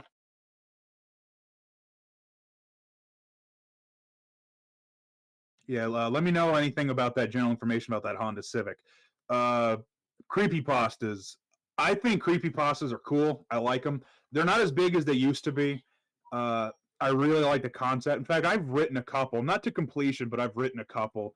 I've considered narrating them, but I wouldn't do it now because I feel it would be counterintuitive to the theme and the personality esque that I've gotten over the years. But I have written a couple, at least halfway, a little more so than others. What'd you write? I just got back.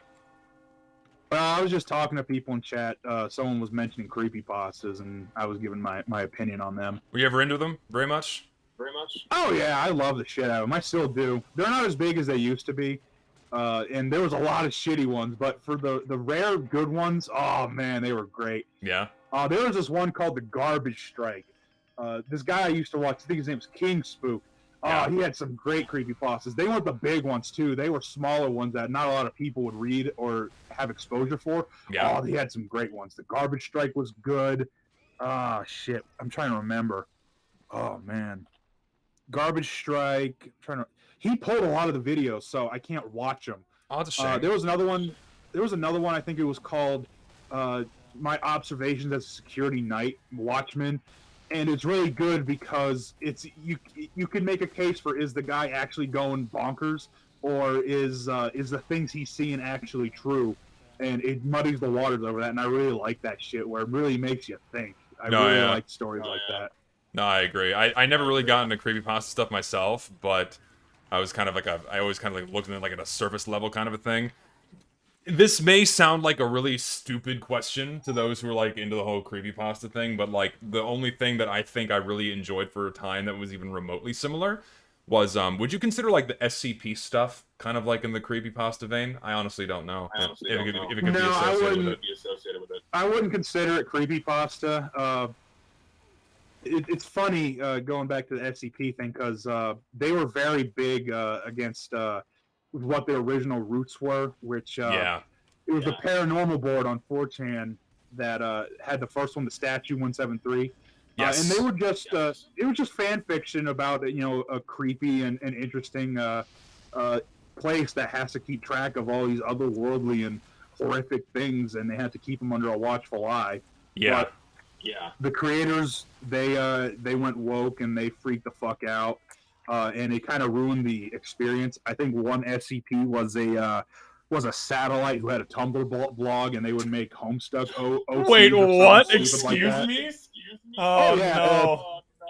Yeah, and the author, when people talked about how shitty it was, they were like, "You don't get to make fun of my SCP. That's wrong. You can't do it." And they had a shit fit. What? So yeah, like for me, I first got into like the SCP stuff back in college, like in 2012. Like what I would do is I would like after my classes were over, I envisioned this autistic chubby kid who just started college with no friends, just like waddling into the dining hall, getting a big plate of food at the end of my classes, and I would pull up the SCP wiki on my phone and I would just read them in order. And like I read like the first 1,000 of them. That's how bad it was for me at the time. But I actually really enjoyed them. Like when it was before it kind of got a little bit too off the rails and like there were too many of them and it kind of lost its charm, you know? It being this organization keeping track of all these really dangerous objects, entities, and people or what have you, I thought it's a really cool concept. And like when you had like different SCPs got like tied together like little pieces of lore, I really liked that. But then once you started getting into like the 2000s and the 3000s, I'm like, this is kind of getting stale, and a lot of these are really stupid. And then it kind of got to the point where people were making like their OCs as SCPs, so I'm like, I'll pass. That's when I really stopped caring. Hey guys, this is my OC. It's SCP-1488. It's a rock, but it can kill you and end the world, so don't fuck with it. It's a rock can kill you and end the world. It's a rock, and it could end the world if you throw it at a fat ginger kid or something. So don't do that. Yeah, like the very oddly specific scenario in which it would cause a Keter class event, throwing the rock at a fat ginger kid. Yeah, don't do that. Don't bully Copper Cab, please. Copper Cab, dude, that's a name I haven't heard in a long time. Is he still doing shit? I don't know if he went Troon mode or not. I don't. I've only loosely followed him. Allegedly, he went Troon mode, but also it was a joke. So I don't know if he's doing that thing where I remember that. I remember him he doing makes that. an ass out of himself, and he's like, "I'm only pretending to be stupid, guys. I'm not really retarded." I feel like he was doing it as a bit. I think that was all for views and what have you. Probably. You know, it one hit wonder of the internets. No, yeah, and then they ride that shit forever. So. I mean, you know, it's your one claim to fame. I gotta stick with it to the day I die. Yeah. there goes the stream VOD. I don't think YouTube is particularly sensitive to that word. I don't think they care. It hasn't been added to the blacklist yet, so I think we're safe. We're safe. I've noticed I don't know. I don't stream and shit, but like I'll watch other people who leave their streams up. They don't have to deal with as much bullshit as when you make a video. No, they for some reason give it like more leeway. I'm not sure why. It might have to do with how advertisements work on these instead of videos, and how like stream VODs aren't broadcasted or promoted to people. It's like if you don't catch the stream live, you have to go out of your way to go and see the VOD. Otherwise, you'll never know it actually happened. So. Right, and most people aren't gonna watch after the like first 12 hours. So. Or after the first 5 minutes, most people don't give a shit. So. This is a clusterfuck of a map, but for some reason I'm really enjoying it. Swipe says we're safe, so we're safe. Okay, good. So okay. I think we are, but trust me, the shit I say, oh man, I would get your shit pulled in a snap. Oh no, I know, and what's kind of unfortunate is like I wish that you and I could be a bit more frank with our conversations, but we can't because of the nature of YouTube, right? We can't say everything that we would want for fear of this place just nuking me from orbit, which is really annoying, and I think is ultimately the reason why you stopped wanting to post your videos on YouTube, is because it would pull your stuff. Yeah, I stopped, you know, the shit's been going bad for fucking years. I know. At the very least on BitChute, I could say whatever the hell I want, so I'll take it. Yeah. I think it is kind of, I think it's a little ingenious to make sure I don't completely ignore all the people on YouTube to have those little previews. No, you're doing it. You're doing it the smart way because you're directing all that traffic to the other website. That's a very good way to do it. And it's right. like, and like if that little trailer is like interesting enough, it's like, oh yeah, then they'll go out of their way to go watch it. So that's a smart move, for sure. And that really bothers me too. It's like even though offense, like subjective offensiveness or whatever you want to say, I don't really give a fuck. It's like you should be allowed to say whatever you want whenever you want, right? And if people aren't allowed to do that, and we've been like gradually stepping closer and closer to like more and more censorship as of late, I think it's very dangerous. So I say let people say whatever the fuck they want. It should not matter. And if you don't like listening to it, then don't. That's it. So. No, I agree. YouTube's terrible. I didn't know you were such an extremist, man. Oh, I know. God, people are gonna get mad just because I have you on my stream right now, but I don't give a shit. Whatever you do, don't look at this. Don't look at this. Whatever you do, do not look at my character. Don't do it. I think at this stage we can laugh. I think it's okay. Don't do it. This joke is as old as those cosmetics came out, dude. That's. Oh man, I have so many offensive and stupid fucking signs. Just don't do the porn ones. No pornographic ones. Trust me, I'm not gonna do Banana Gate. Yeah, don't do that one. What do you think a little fucking bat spell is gonna do anything? Get out of here. What the fuck? Oh, he was invisible. Yeah, shit. By the way, guys, I'm trying to find the original Banana Gate video. I still am offering a $100 bounty if you can find me the full genuine video of the Amazing Atheist Banana Gate. I'm still willing to pay that $100 bounty. So if any of you fuckers out there in stream chat know where you could get that and get a hold of it to me, I'll gladly pay you $100. Help him out, guys. There you go. You have your bounty. You have your incentive to find that video. The Amazing Atheist evolved with the banana. It's got to be out there. Someone has to have it. Oil Gate's out there. Banana Gate is. Encyclopedia Dramatica can't find the damn thing. So really? No, it's a real. Oh yeah. I had an associate use their Reddit account to try to post it on Lost Media. Yeah. It immediately got shit canned by some bots. So I don't even know if wow. Pleb is going to be able to help us out. Is this a spy? No, it's not. No, it's got to be out there. It has to be. Everything is archived on the internet. Here, you eat the ball. Get out of here. Does this kill a heavy? Yes, it does. We're safe. Please explain what it is. We can't. Not on YouTube. Yeah, Birds in Crime. I have, or not I have, but I had a friend who's also interested in finding Banana Gate. We did that. Some bot instantly pulled it.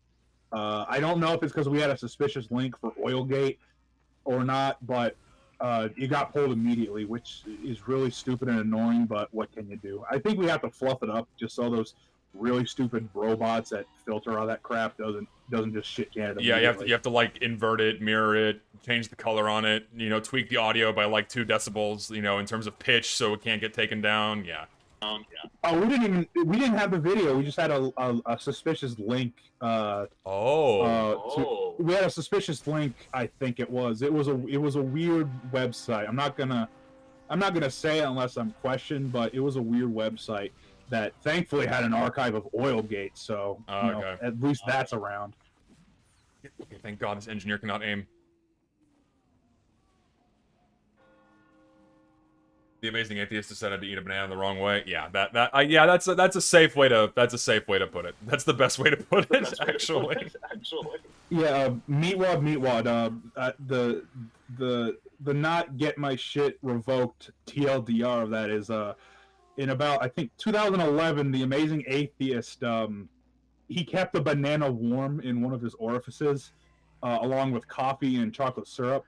He had to make sure it was warm for his lady friend, and well, that's all I'm gonna say. It's like, why do you? I can't even. Maybe because I'm a little innocent boy, but I just don't know how anyone could like you're into what you're into, but good God Almighty, that's hey, something don't else. Don't ask Eminem what he does to gerbils. That's all I'm gonna say. I can harbor a guess. Ooh, sentry gun. I can harbor a guess. Alright, let me just spam some rockets up here, get this guy out of here. There we go. Now we can get up there.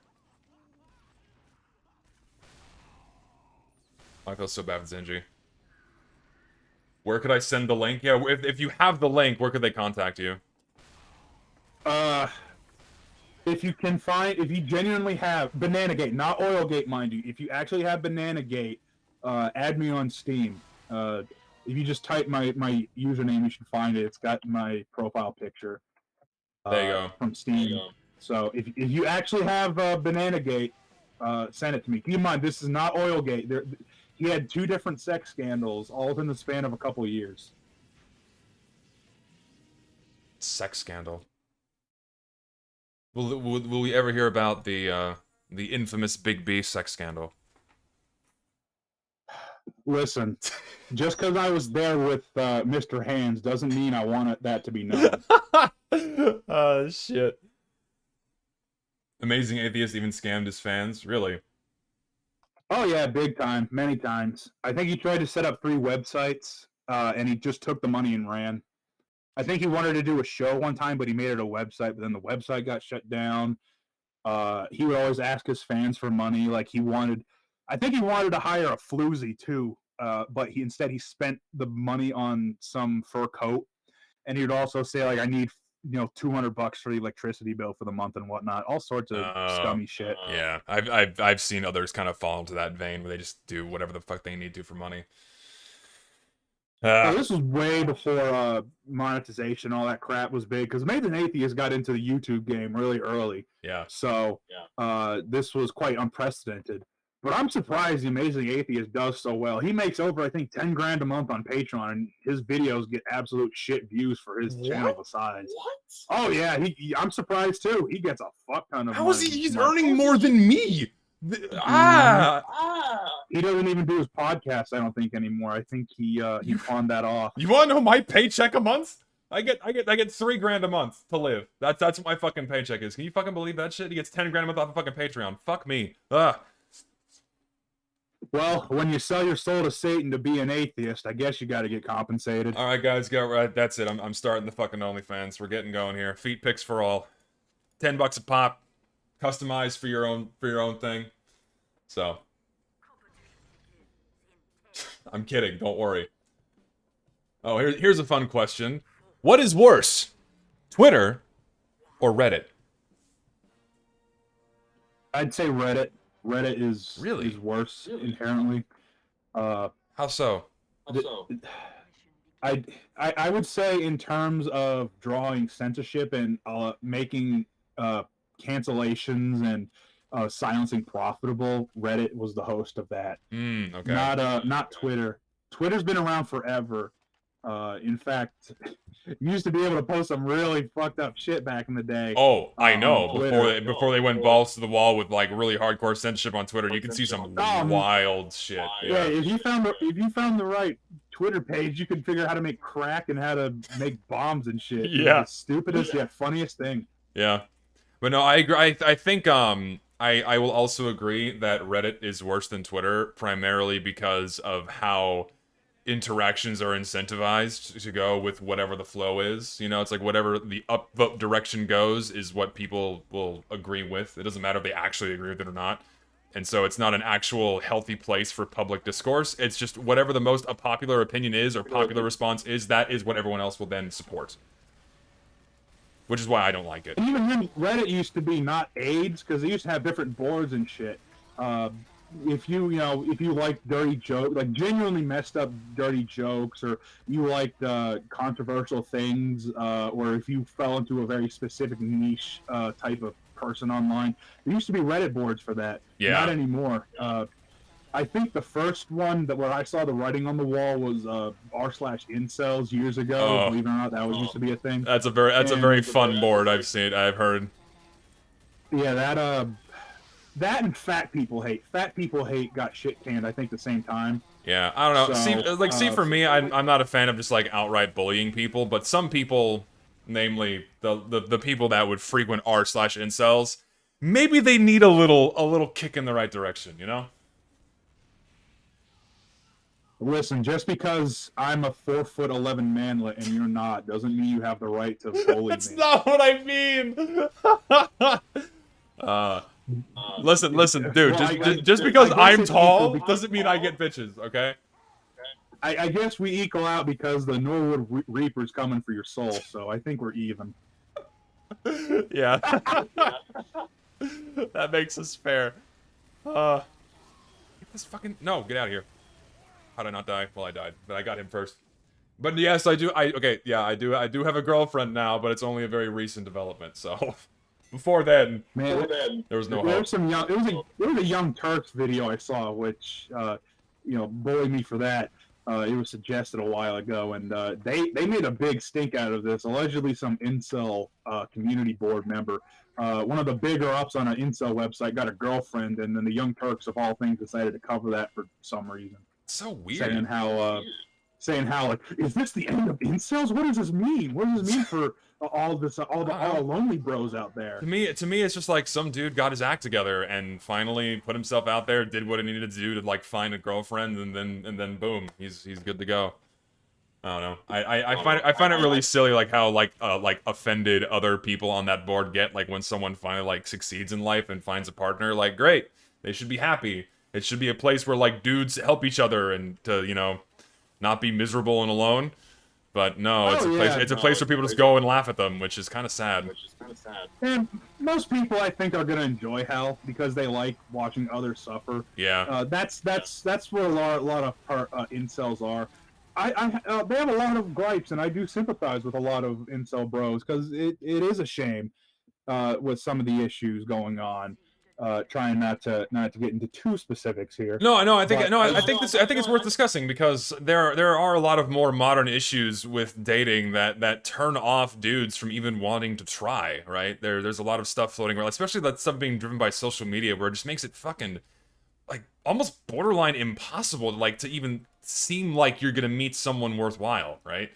So it's something I've noticed, and it's really frustrating. Like just like how.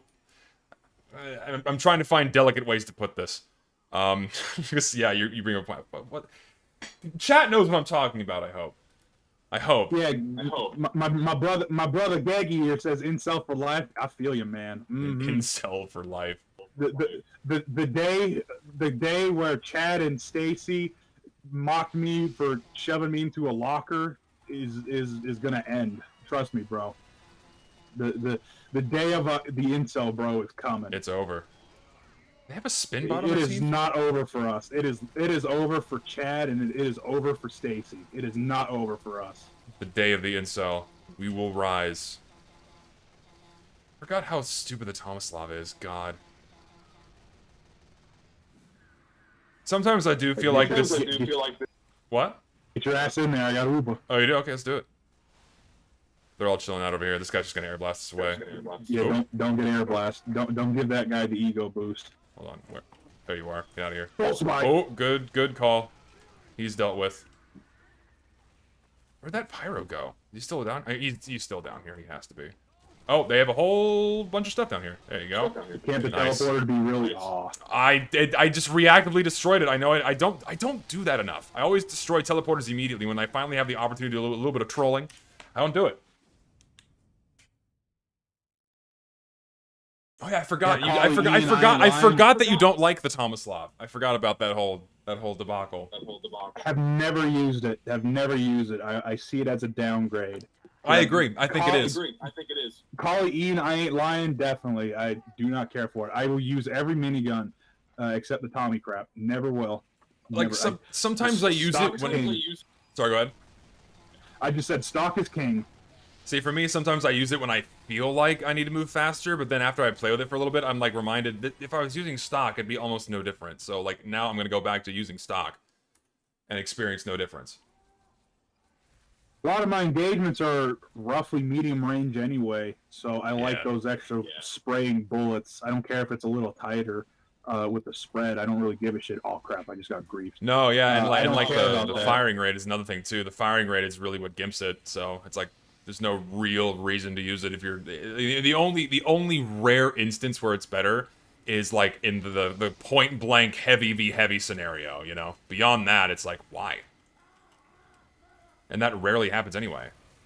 Okay, we need to do something about these fucking pyros. Let me do soldier. I don't want to play engineer. We have two. We have three. I don't want to be the fourth. Yeah, we got 3 engineers and no sentries whatsoever. Yeah, guys. that's We a gotta bit. keep that up. That's a slight problem. Actually, I'm gonna play. No, that's the typical engineer experience. I'm gonna play spy. What does my medic look like? Looks like this. I also have an anime reference loadout. Haha, Alucard from Helsing. Funny. Billions must engineer. Ooh. You have no health. Out of here. And I'm gonna be. Oh, everyone's just gone now. See, Uncle Dane really pioneered Team Fortress 2 videos. He proved that for the first time ever, engineer mains are actually below 90 IQ. So to be fair, a lot of his videos, I mean, to actually not to be fair, but to like kind of agree with you, a lot of his videos do kind of amount to Wikipedia page reads, where a lot of a lot of the information he relays is stuff you can just go out of your way to find on your own anyway. But the way he poses it and spins it, it has a marked level of entertainment value. But for me, it's like I never really got into his videos because it's stuff I already knew. You know, for like an entry level player. Yeah, it's great, but for someone who's like been playing the game for any reasonable amount of time, it's like, why? Yeah, I poke and prod, but I like Uncle Dane. I think he's actually a cool dude. Just don't see what he looks like now. The Norwood Reaper came and scarfed his soul, and he packed on the pounds big time. He's been nothing but kind. He's been nothing but kind to me in the past. So Oh yeah, I think he's a genuinely nice dude. I just poke fun because it's fun to poke fun. yeah. Who's in the call? Big B, the fluffy redneck.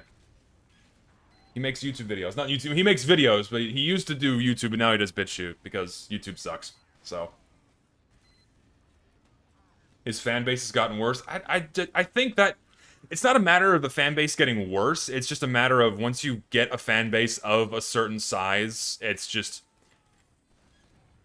how do I put this? I guess you just need to be a little bit more careful because you have to realize that, you know, you say something, they're going to parrot it, and that's something that I'm experiencing as well. So that's why I've been getting a little bit better with posing my arguments a bit more clearly and concisely and not so emotionally. I've been getting a little bit better at that, as you know, usually. So He has the Really, Reddit I, 10 days. The Reddit I don't 10 really days. care what people say, because I've had that where I've had weird motherfucker fans latch on to me, and they try to recite what I say as gospel. And a Yeah. lot of them actually will end up hating me if I don't conform to their exact mentality and image that they had of me. I've No, had yeah. some really weird motherfuckers add me out of the woodworks, and you know, some of the shit they say. Oh yeah. I've experienced some. We were talking about this the other day. I've had the exact same experience so many times where it's like, oh, you know, they expect me to like to be this raging guy that just, you know, I don't know. I honestly I don't know what they expect, but then when I just speak to them like a normal human being, they just kind of go nuts. I don't know. But I've also had a lot of people that kind of like try to like attach onto me because they need like an authoritative figure in their life, so they just like, you know, trauma dump their entire life story on me. It's like I can't. I'm just a stranger to you. I can't really help you or anything like that. I'm sorry, but you know, the whole parasocial You think thing. Dad's really coming back with the cigarettes, by the way? It's been 7 years. It's probably just a Well, long. It's probably just a long line. He used to smoke. He used to smoke the ones with shit. What was that? What was that element in some cigarettes? Menthols. He used to smoke menthols, but there's a lot of legislation going on. So I guess he's just really struggling to find some menthols. I'd give him some more time. Did I say that awful RTF2 shit poster club post? No. What are you referring to? Now you have me curious. Now you've mentioned Reddit and shitpost. I gotta know. What is it? I have to wait till my chat Knowing catches what up. that is, it was probably something with Big Chungus or something like that. Probably. Come on, guys, that shit's pretty funny. You gotta admit. It's a fat little bunny rabbit. Wee. Man, I hate when my stupid boomer grandpa calls medium Chungus Bugs Bunny. That shit pisses me off. Oh, was there a post shitting about me? Was there a post shitting on me? I don't care. Who gives a fuck? They're probably. I already know what it was. They're mad that I didn't fall over, busting all over the new update. They're mad I'm not like squirting all over the new case and being happy about it. I guarantee you that's what they're whining about. I don't even need to look. The Big Chungus subreddit got deleted. Billions must jump. Okay, they have a teleporter. Oh, there's a sentry over here too. Ooh. Don't you dare. Don't you dare. Hold on, I gotta deal with this fucking sentry nest.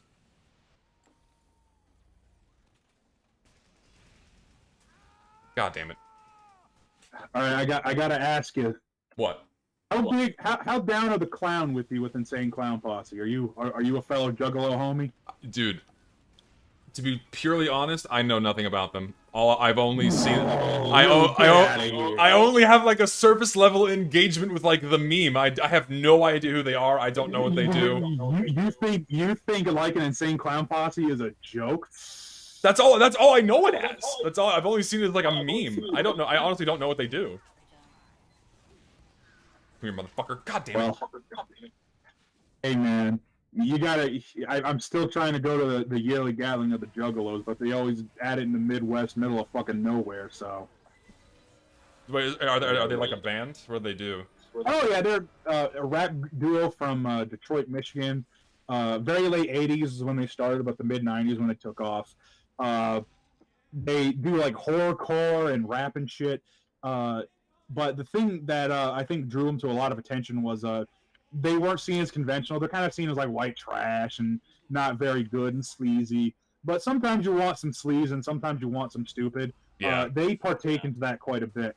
The thing that has them quite controversial, though, is since you do have a tendency to draw white trash and other dregs of society compared to others. Sure. Being a juggalo is actually considered by the FBI as a gang. So really, if you have their merchandise on your car or on your person, tattoos, that's seen as a genuine gang. Seriously?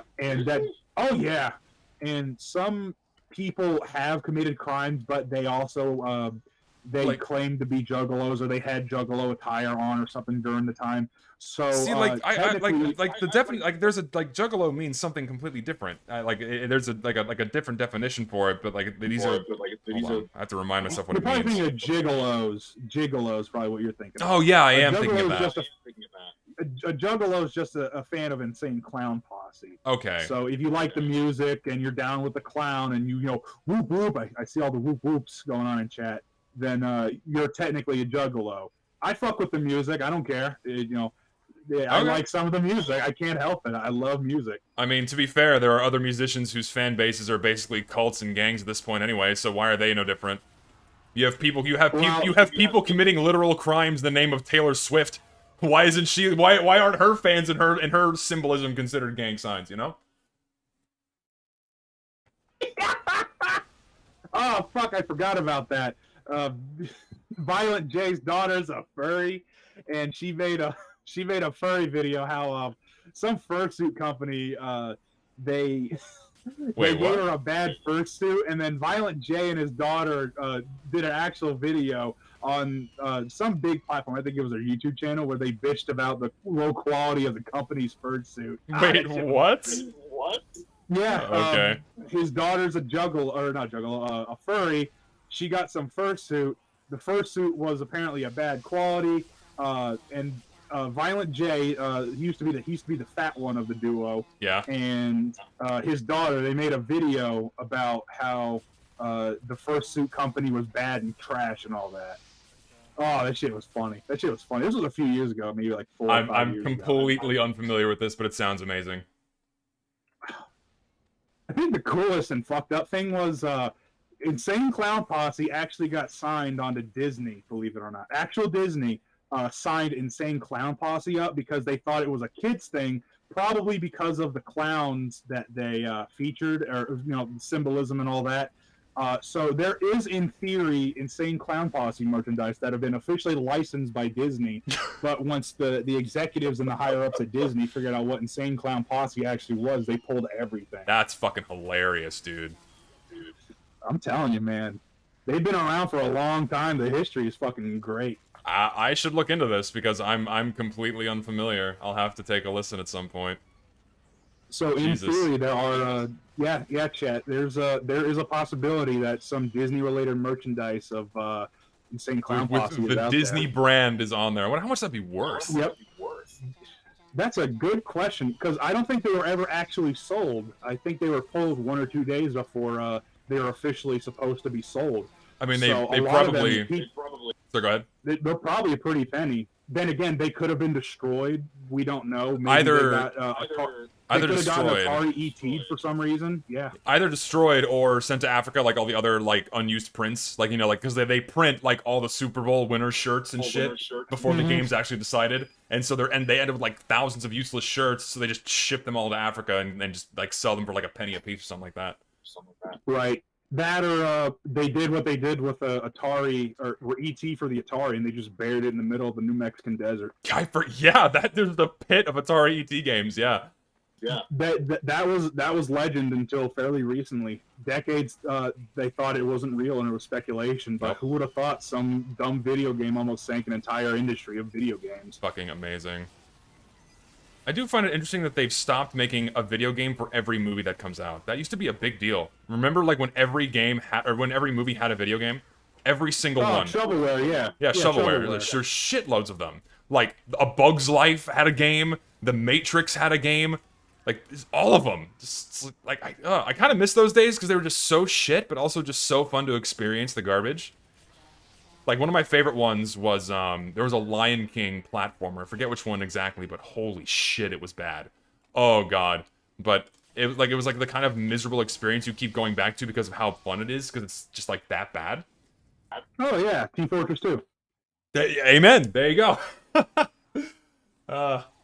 Do kind of miss the movie games, a lot of shit, but you had some gems. There were some gems. Yes. I can't think of any. I can think of none. I used to play Shrek 2 back in the day on the PS2. That shit was busted for real. Yes. There. Okay. That might be the same game I'm thinking of, but there is a PlayStation Shrek game that I vividly remember playing at my cousin's house with my uncle, and we would play this game for like hours. Like that game and Super Monkey Ball is all we would do for like the entire Saturday. Yeah, I think you could pick between the 4 characters, and it was up to 4 players, and you went through the story of Shrek 2. Yeah, that's right. That's exactly it. Yeah, that was the one we would play.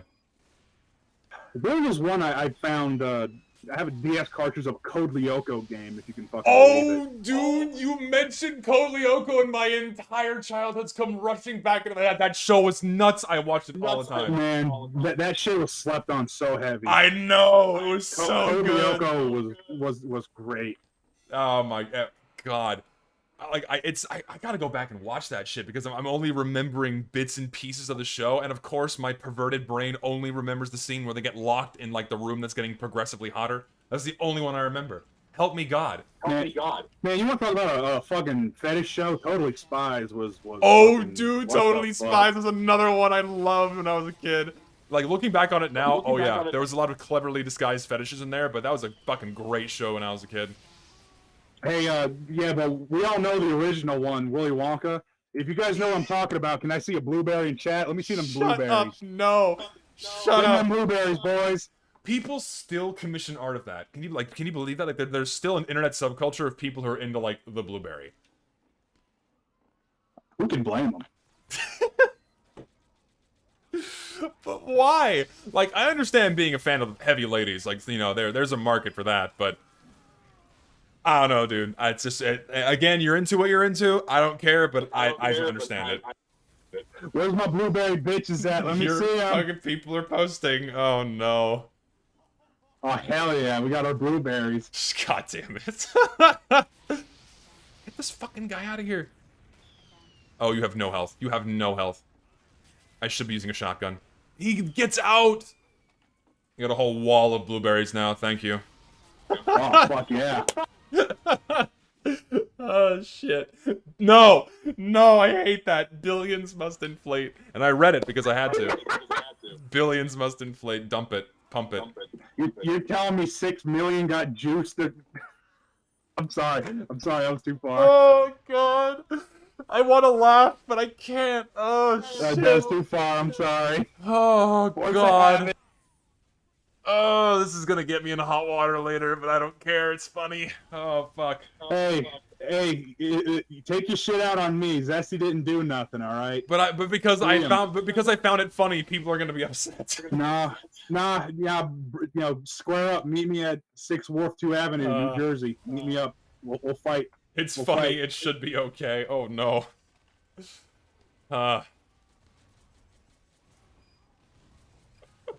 Inflation, and not the economic kind. Wow, that did a lot of damage to myself. You know what? Fuck them. I mean, yeah, I agree. I've been gradually growing thicker skin over the years, so at this point, like, I care less and less with each passing day, because, like, what more can they do? I just don't care. Man, everyone on social media treats that shit like it's life and death. I'm just having fun. Indeed. Billions must cancel. People are still posting the fucking blueberries.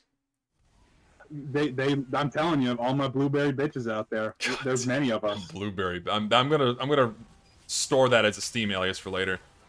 Okay, we need to figure out something else different to do here, because we're getting pushed back in the worst way possible. But we have maybe 3 pyros in the best. I'm play soldier. Watch it in French, Code Lyoko, English is cursed. It is. The dubs are pretty bad, but I only ever watched it as the dubs, but they were pretty bad. Yeah, it was a French show, wasn't it? Correct me if I'm wrong. Code Lyoko is French, yeah. Yeah. So maybe I should go back and experience the French version. Actually, I don't know if there was a French version, but I know a French company made it. Well, like with actual French voice acting. Surely that would, like, the original release was French. It had to have been. It might be. I don't really know. All right, where you at? I got Uber. I'm. Where are you? Here, I'm behind you. There you are. There you are. Let's not go this way. Yeah, go fuck him up, Jarhead. I'm gonna just ignore the pyro down there. Is there anything to shoot over here? Yes. Yeah, the whole damn function. Well, I got the crap. engineer at least. His gun's still there. Yeah, and in many aspects, killing an engineer worth way more than a medic. Amen. What's my opinion on the French? I don't care. Like there's a running joke that I hate the French. I do, but I don't. Oh man, you want to tell heaven forbid that they add smell-o-vision to video games, because if I could smell Team Fortress 2, I would never die to a spy again, because I would just smell their ass from a mile away. Like, could you imagine smell-o-vision just be the people who play this game? Like, if you could like sensually experience the essence of those who engage in your typical game of TF2, I would die. Like, I would have to have nose plugs on. 2-week-old nachos and body sweat. Oh man, that's the next level grind action right there. God, you're reminding me of a roommate I used to have. Great guy, but he just for some reason enjoyed living in squalor, where he just never cleaned up after himself. So he had like plates of rotting food in his room when he would play League, and so it would like stink up the whole apartment. I'm like, dude, you have to fucking clean. Like, it's even like seeping. Like, I don't care what you do in your room, but when the whole apartment is smelling like 4-week-old enchiladas, please clean up after yourself. And that was the last time I had a roommate. He played League of Legends. That was the problem. He was in the league, man. He was in the league, so. And that was the last time I ever had a roommate, and I'm never gonna have one again, because now that I have my own space and I control it how I like, it's just, oh, so much better. Oh. Average League player. I mean, but again, he's like, I went to high school with him. We ended up going to the same college, and it's like, yeah, man, just like we're both, slogging through our undergrad, so we opted to get a cheap apartment together, and it worked out fine. Like, he was a great roommate, aside from the fact he just did not clean. So I had to get after him a little bit. For the most part, he was chill. Unlike my first roommate, where I was in a dorm with him, and on a regular basis he'd fuck his girlfriend in our tiny cracker box dorm room, which was not fun. So, like, I was like, dude, I want to study or go to bed, and his girlfriend was always there, and he was like playing Madden all the time. It's like, I don't know, man. That was uncomfortable, but I was also like too young to like say anything, because like I was like socially awkward still. It's like, how do I like convey that I don't feel comfortable? So, yeah. What do you mean I was a cuck? It was his girlfriend, not mine. Did I watch? No, it was. Why would I watch? What the fuck is wrong with you guys? Why would I be in there at the same time? That's fucked. Man, you guys take jokes way too far. Why are people asking if I didn't watch? Stop it. No. Yeah, I guess, yeah, people are into cuck shit. That's that. Isn't it odd to think that cuckoldry is the #1 fetish in the world right now? And that is a statistical fact? Really? Really. That is a cold hard fact. That shocks me. Like, that just indicates to me that we have an entire generation of very weak men. It's wild. No, I'm dead serious. I have to find the study or the report again, but that is 100% true. It's iDubbbz's fault, says Doggo It's Design. iDubbbz's fault. Talk about another fall from grace, man. Fucking iDubbbz, just Jesus. It's the same thing. It's the same thing too, where he just went back on everything he was doing and just started doing whatever he's doing now. And I mean, and you know what? He's gonna be fine. He's gonna be totally fine, because he's gonna slip back into making fairly service level content that people can kind of just suck up and not make any more strong stances ever again. And he's in if you look at his like discount ratio, like before the boxing match bullshit, it was always overwhelmingly positive, and then through the boxing match bullshit, it was overwhelmingly negative, and now it's starting to swing back in the opposite direction, where people are liking his videos again. So he'll be just fine. He sacrificed what, 750,000 subscribers, maybe a full million, but he'll recover and be completely fine. He'll just keep making videos, and people won't care, because to them it's just more content. So, man, I saw an image of it had Filthy Frank, Maximo Foe, and iDubbbz, and it said, "Who are these guys going to be in 5 years? Pick carefully." And you had to draw the connections to what they were going to be. Yeah. And the options were opens Pokemon cards for a living, e-boy, cuck. Those were the 3 options. And who are these guys going to be in 5 years from now? Pick carefully. So to be fair, Filthy Frank, who is now Joji, I mean, He got out. He got out in the best way, and I think and what's great about him is that he still owns where he came from. Like, he doesn't renounce everything he did. He still owns it. He acknowledges it, you know, and like that is what made him big. He doesn't like scoff at his old fans or like mock people for enjoying what he used to do. That's how you're supposed to do it, right? That's like the sane way of doing it, instead of just completely shitting all over the people that used to like you for what you did, right? That's awful, and that's why people like iDubbbz and Ethan just completely... that's why they started rubbing me the wrong way, man. That's why I stopped watching whatever they do. So I think Filthy Frank was having addiction issues.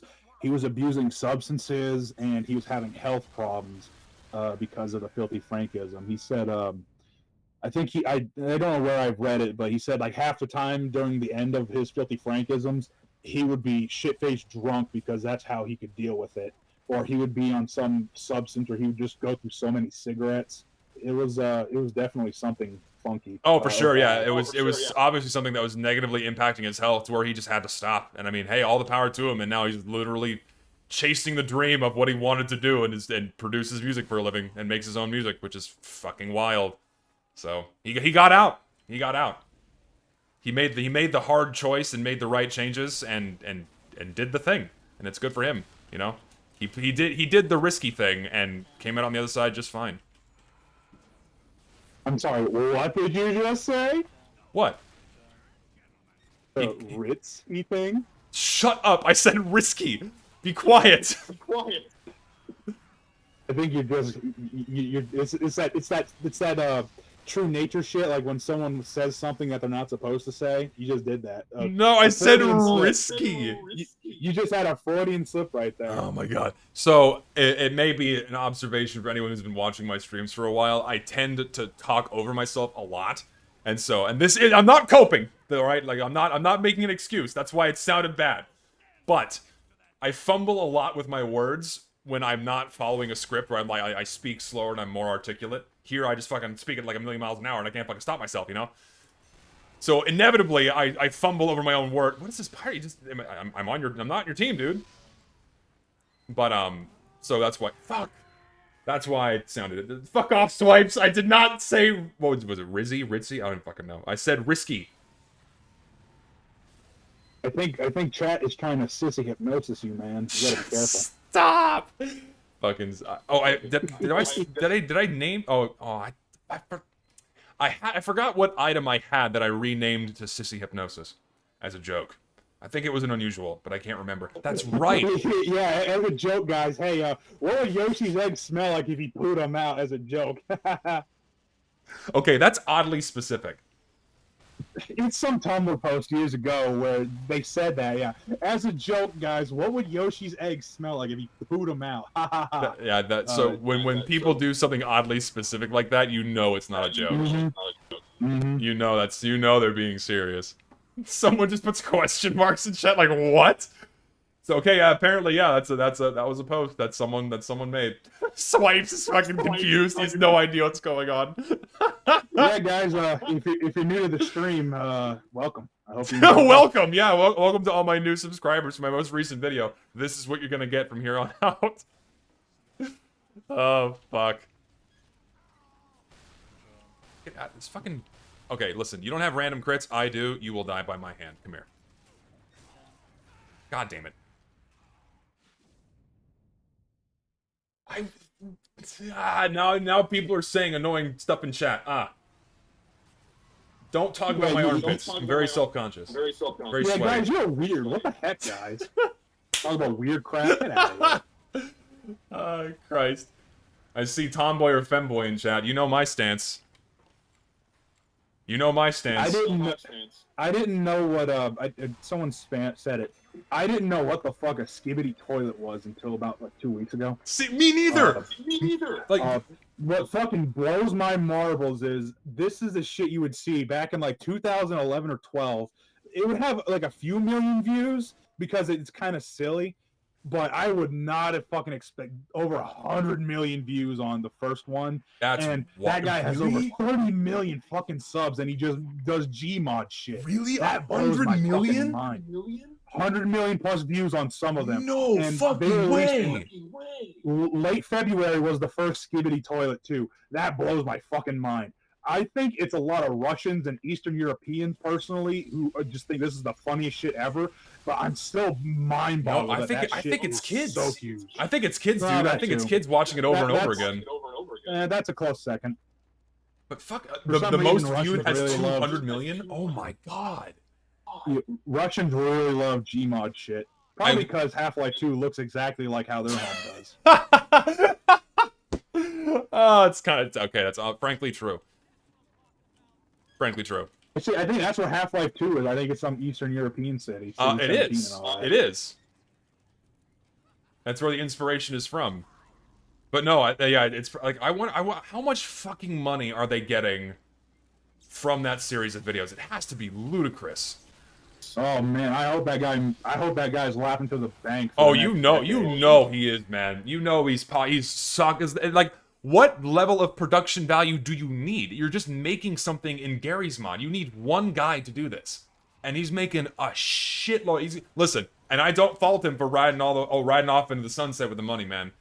He's hitting it big, and he's riding that train till the fucking brakes break, man. And he just fucking careens off a cliff. If you can pander to 10-year-olds who are too stupid to know what an ad blocker is, please go for it. Yeah, I mean, shit. He's making bank. Pumps them out every few days. Oh yeah, if it's every few, and they're little short things too. So I mean, it could be done by one guy, but like a minute tops. Yeah, it could, and I mean that's like because it's a YouTube short series, right? Not videos. I don't know. I don't really watch shorts. Okay. I think Neither do I. The only shorts I really watch are someone made a compilation of pagans doing cringy, stupid shit, and he has them as shorts. So and, describe cringy shit. Now you've made me curious. Well, I think it's off to a bad foot when pagan is involved because pagans are really cringy, especially modern pagans. So are these like the Reddit tier ones, or like the ones that do like weird witchy stuff, what have you? It's people who listen to Sabaton one too many times. They're like, yeah, this Viking shit. I'm a Nordic pagan. Oh, yeah, I see. Oh man, they're so fruity with it. I don't remember the guy's name, but if you type Pagans of TikTok, he has a series 1 through 12. Pagans of TikTok. Yeah, Pagans of TikTok. So as you can clearly see, every pagan in the world, all 47 of them, are sending their best. Oh lordy, it's fucking. It's just people who picked up some trend. They think it's cool.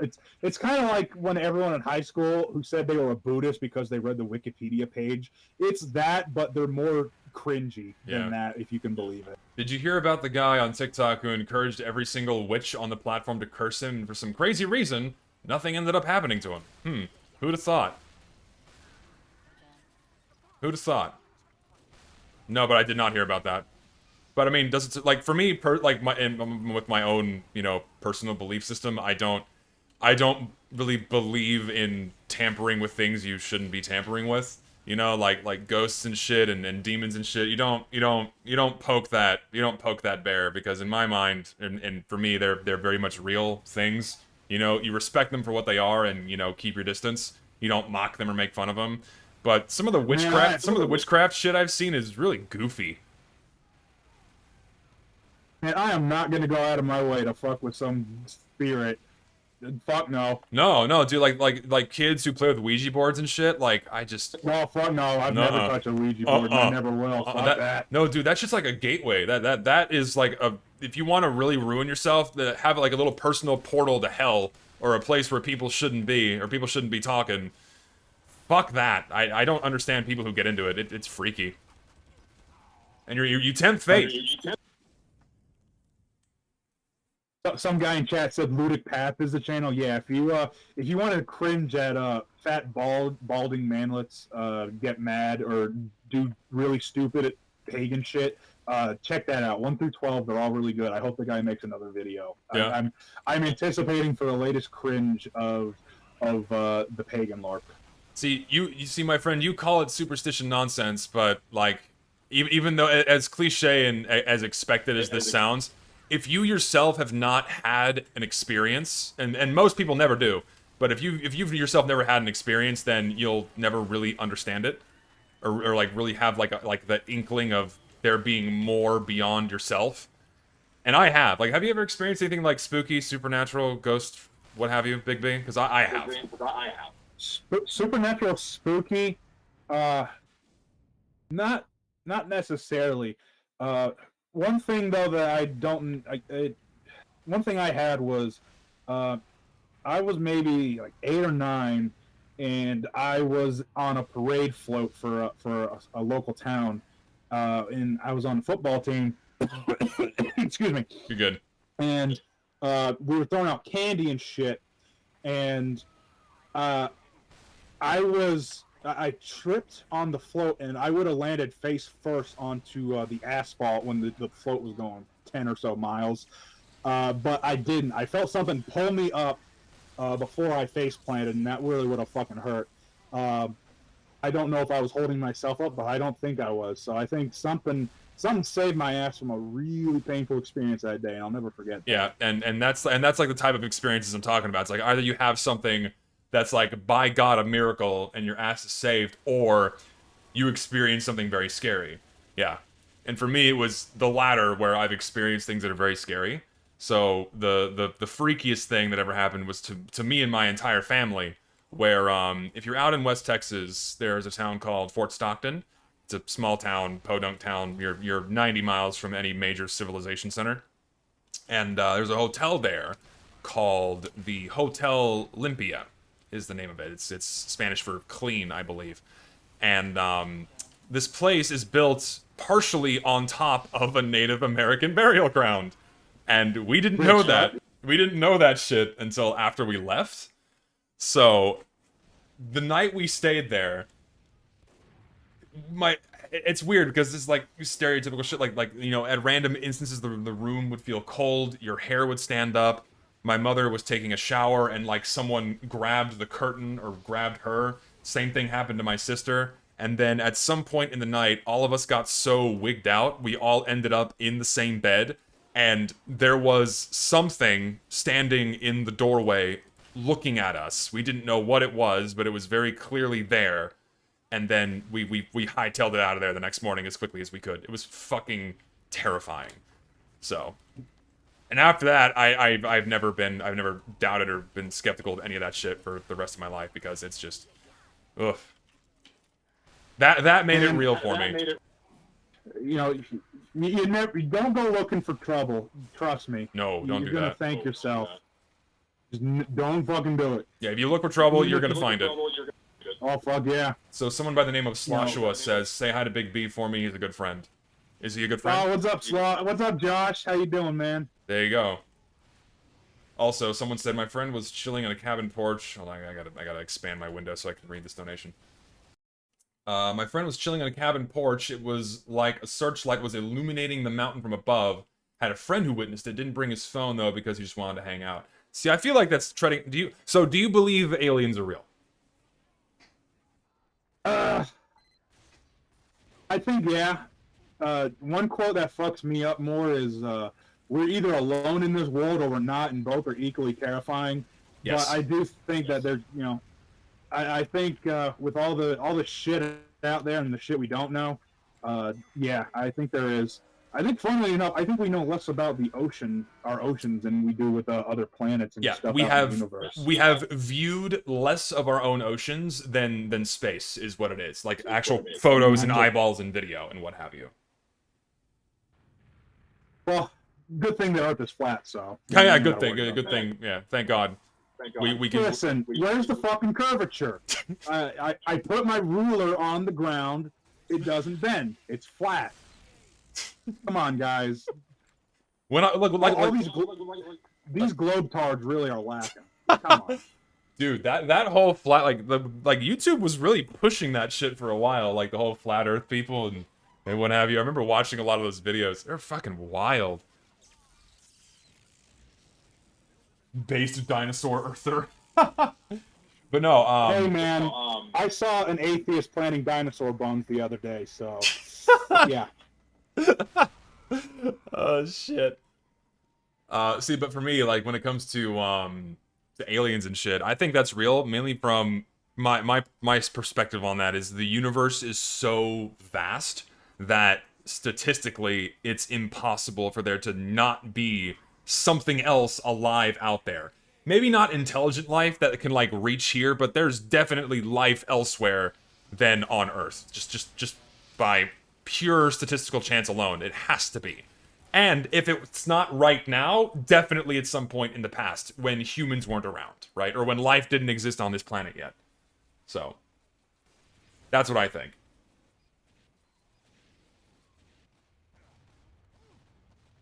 Oh yeah, someone asks why you don't put your stuff on Odyssey. Odyssey, I stuck with BitChute first, so I'm just gonna use it until either I decide to flip or not. I still have to fucking upload videos on the BitChute. Why not Rumble? But, Rumble's getting big Rumble too. I've thought about them. It's just BitChute was the one that stuck with me first, and you know, change is stupid, and I hate change, and change is bad. So anything with change is poopy. Amen. I was alerted that someone's been archiving my videos on wayback.org, or not. One of the archive sites is the black one with that ends with .org. It's the Wayback Machine, isn't it? I don't know if it's Wayback Machine. Let me take a check here. Let me take a look. As you do that, this guy says the greatest lie the devil ever told was that he didn't exist. I do agree. Yep. I do. Also, it was 4. It was 4 with the dude. 4? It's archive.org, by the way, not Wayback Machine. Oh, archive.org, yeah. Trippy, and we don't know. Oh, 4. Okay, so it's 4 with a dude. Okay, and Trippy, we don't know shit about Earth. I mean, the sunken 8th continent was found just recently. That's more of I wouldn't call it a continent, at least from a geologic perspective. Technically, it isn't. It's so we find quote unquote old continents all the time that were subducted back underneath the Earth's crust or what have you. It happens all the time because whenever you have one tectonic plate sucked underneath the other via normal plate motion, the big chunks of the plate itself will remain intact inside of the Earth's mantle for millions of years. So, like, if you run certain types of, like, gravity surveys or magnetometer surveys, you can actually find anomalies of these big chunks of old, ancient continents that are underneath the current oceanic crust. And that's just, from, tens of millions, hundreds of millions of years in the past. So you're telling me you found Old Zealand? Yes, they found Old Zealand. Someone asked about Hyperbora. Yeah, Hyperbora is real. So, what's Hyperbora? All the fast wave edits I've seen of that. Oh yeah, fuck yeah. What is that? I'm not familiar. Like how Black Israelites are talking about how how advanced Egypt was and how like the pyramids were flying and shit and how advanced Africa was and all that. Yeah. And the people who buy into who's the black guy who made white people out of spite for black people? Yakub. Oh, okay. That's his name, Yakub. I'm at a loss. I'm assuming this is like some. Okay. I have to like research this because I'm not familiar with any of this. Well, people who believe about Black Israelites, those types, and people who think like Egypt was a lost civilization of advanced technology and all that. Yeah. They say one man named Yakub was so mad. I don't know what he was mad about, but he allegedly bred lighter and lighter African people to the point where they were white, and he was the founder of white people because he was so mad at the world for some reason. It's fucking weird. My point is not, my point's not Yakub. My point is Hyperbora is similar to that, where it's a play on Egypt being the superpower and we were kings and all that shit. And you'll see like a lot of very silly edits about that. It's tied to the joke about schizo posting and all that shit. It's similar in that vein. Gotcha. So. Okay. I this is all new to me. So now I'm learning. I'm telling you, the mall stalking with my pedo van is paying huge dividends. Oh god, you're getting some deep lore on some really serious shit. Oh, that was a well-deserved random crit. See, like I think I've seen like little memes of the Yakub guy. Let me Google it. Let me see if I've seen this like little jokes about this before. I'm sure I have. Let me look. If you've seen, you'll probably recognize the face if you type Yakub. I think it's Yakub, Yakub. Yakub Nation of Islam. No, I've never. Oh, I've seen this one, like with the giant, with like the giant bulbous head. Yep, that's him. That's Yakub. Yeah, I've mad seen. he made white people. Okay, so that's what this means. Okay, I did not know.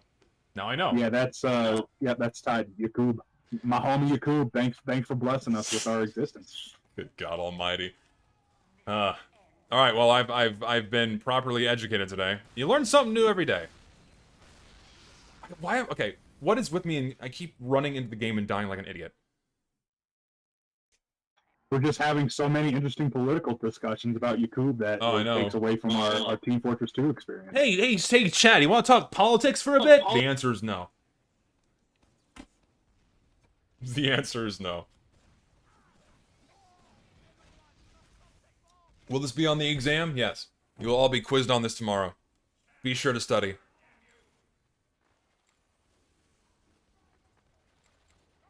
Zesty Big B is an amazing guest. Also, I love your video. I love your videos. Much love. Thanks, man. You're too kind. Big B, you there? Because you're kind of quiet all of a sudden. Oh yeah, I'm here. I'm just letting you talk. Oh, okay. And I appreciate y'all y'all enjoying my videos too. No, I know it's been a lot of fun having you on because it's just fun to talk, you know. Well, I appreciate it. I very appreciate it. I'm glad you had me on. I'm very honored to be on stream. No, I mean like for go ahead. I was just saying I've thought about streaming for years, but I just have issues.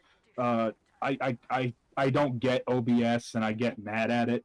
So I'm still trying to learn it. I don't know. I also don't like ideas of having hot mics because I'll say some really fucked up and stupid shit all the time. I still do. Yeah, welcome to my world. It won't be watered down because I kind of had to get that mental training for today. And I just never liked the idea of having a hot mic, so... Yeah, well, welcome to my world, where that's why I began privating most of my old VODs, because it being a hot mic, you're not constantly checking what you're saying, and live reactionary responses to things can come off incorrectly, or you say something that would, like, you know, piss somebody off or offend somebody, and then they'll take it and run, when a lot of people fail to realize, oh, it was said in the moment, and they didn't, like, sit down and think about this for 2 hours before presenting it to the public, right? So, there is that inherent danger when it comes to doing anything live, and it's a risk you assume, that I've dealt with multiple times, but, ultimately, you just, you know, do as you say, who gives a shit, and just do it for fun. That's what we're all about, baby. Yeah. I can see why we are landlords. We are living in their heads for free. The whole rent-free thing. Indeed. Thank you for $5 more. There was something else I was going to mention about streaming. I totally forgot. Oh yeah, like if you ever need help setting up OBS, I'm down. Like once you have it set up, it's just one button and you start. It's just a matter of getting all your settings right so your stream doesn't look and sound like shit. So if you ever actually get serious about doing it, I can help you out. It's pretty straightforward once you like get the basic grasp of things. Like you don't need to play with all the settings. You don't need to fuck with hotkeys or like even like a bunch of different scenes and crap. You just need like your one scene, and that's all I do. Is like I have like 2 scenes, my intro screen, and then me, and that's it. I don't do all the crazy crap that people normally do. Yeah, that would be something I would do because I don't fuck around with over edits. I think over editing shit is horrible.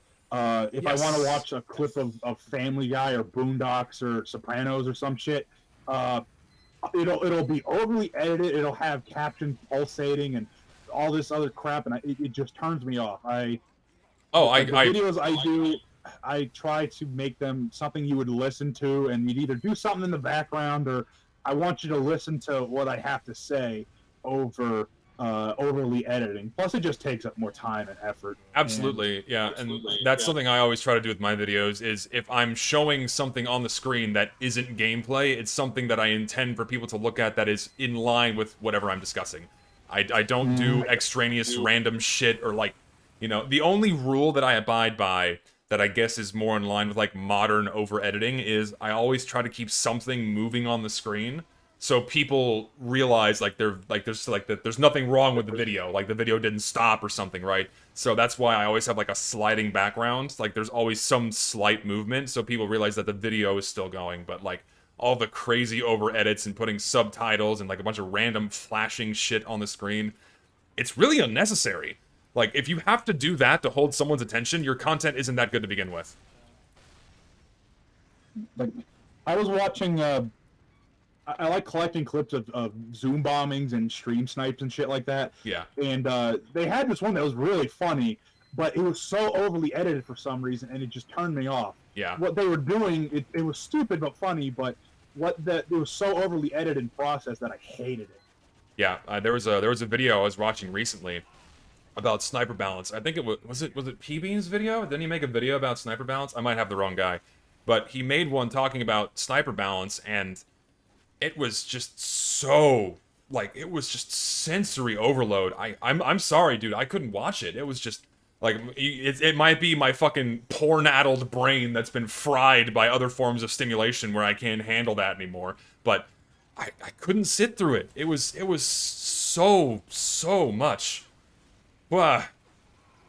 So like that's the type of video I avoid making, because it's just too much. Like it's like what am I supposed to be paying attention to? What you're saying, what's on the screen, you know, like the one of 50 different moving objects. Yeah. Oh, someone in chat asked you what is HBD? I don't know what HBD is. HPD? HBD, like B as in boy. I still send it to me on Steam in a message, or I type it out, because... Yeah. Here, hold on, let me pull you up.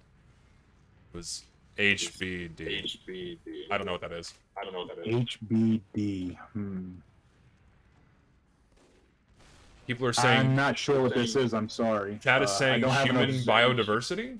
Happy birthday? Yeah, it's happy birthday.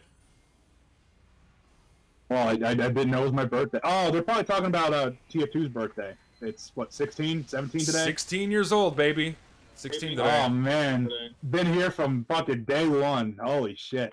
I was only here from year 3 onward. So I didn't experience the first 2 years. 3 years. So I missed out on, like, that golden era, unfortunately. TF2 is old enough to drive now. Yes, it is. At least in some states.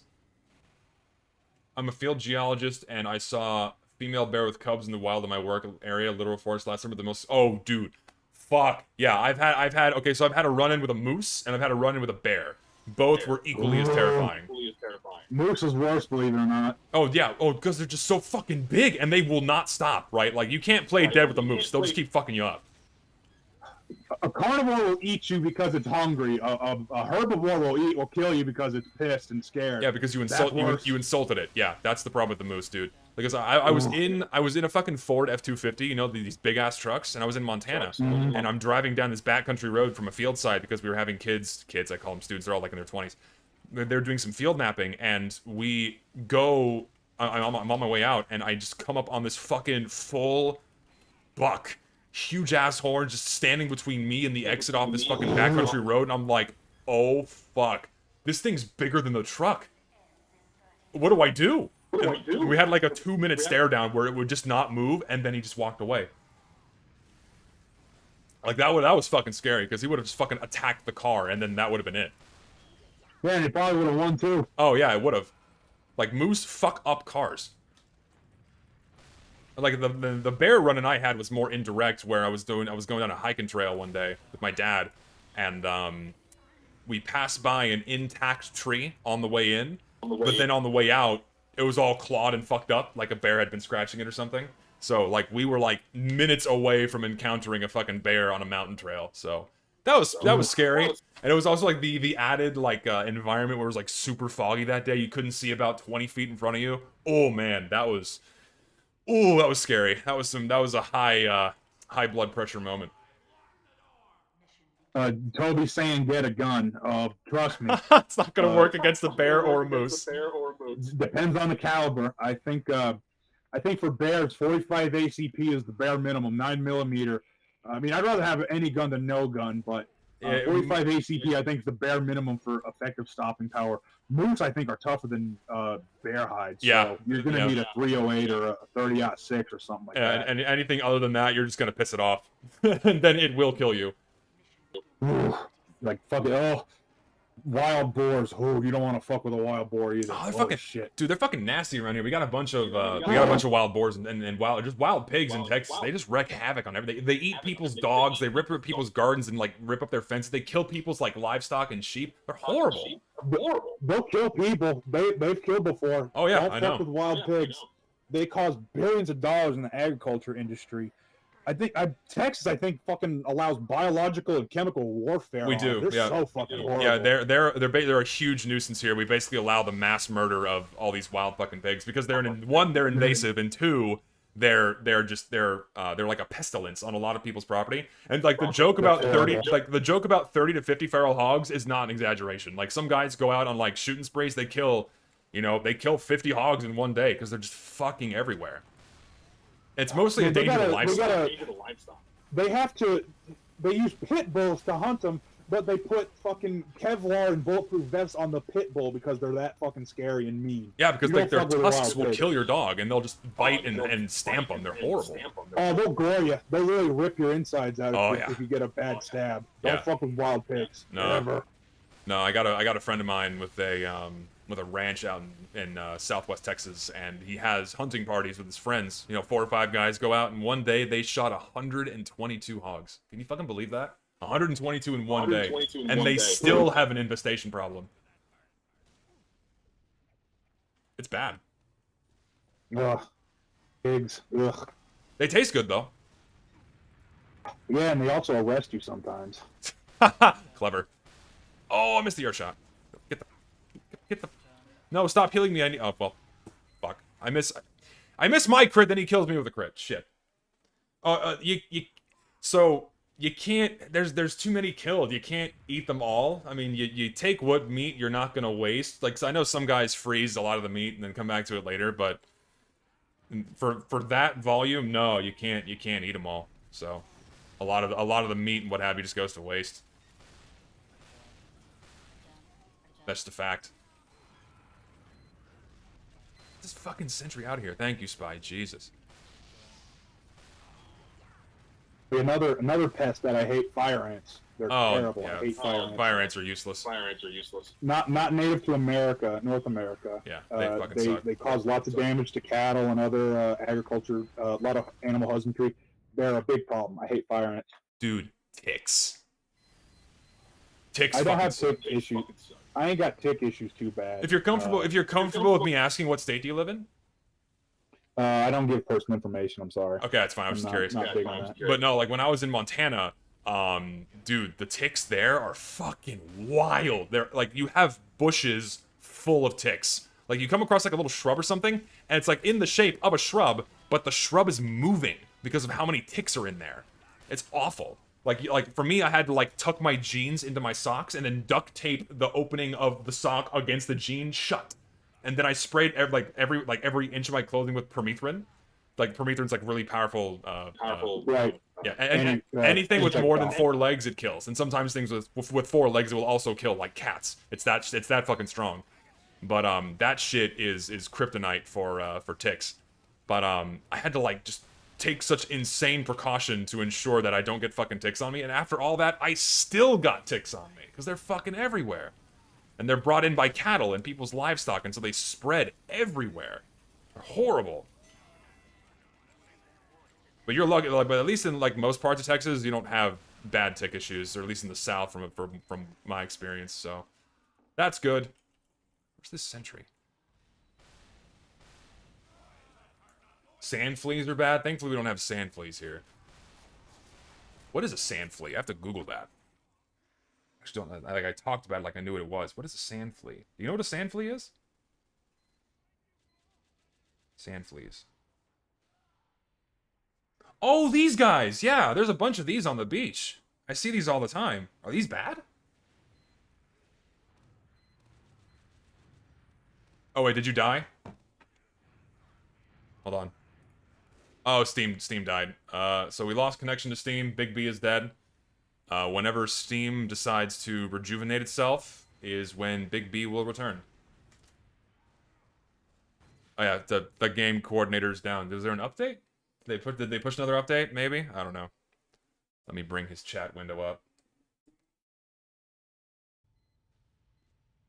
Oh, that's right. It's maintenance day. Shit. Oh, right. It's the 5 o'clock hour, and they usually start at 3 o'clock on Tuesday on the West Coast. So, well, Big B. I guess that's the end of our conversation because Steam is going to be shitting itself for the next X amount of hours. And if anything, I should actually probably stop here. So, probably yeah. Actually, good timing. I've been going for what 2.5 hours, which is the normal stream length. So I guess we'll call it there.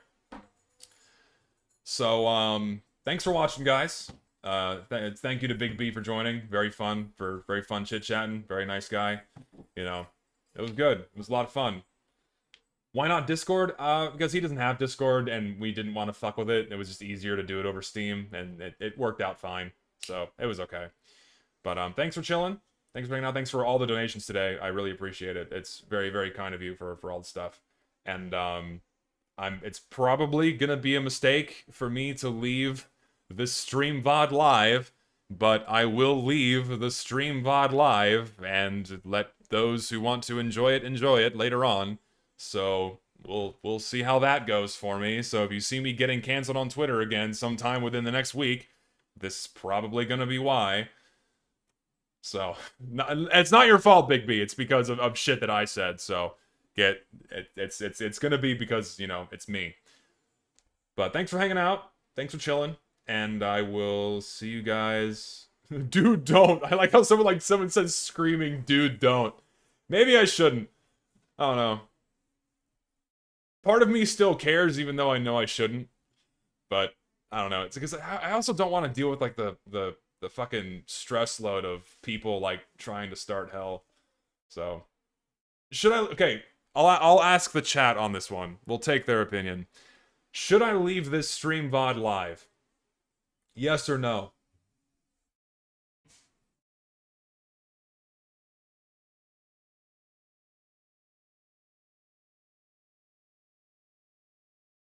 I'm seeing kind of a clean split. I'm seeing a clean split, man. Yeah, maybe it's not worth it. It was fun, and, tell you what. Keep it up, please, I want to watch it. I can give you an unlisted link, Big B, if you want. But maybe for the safe option, I should not have it public. For my own concern.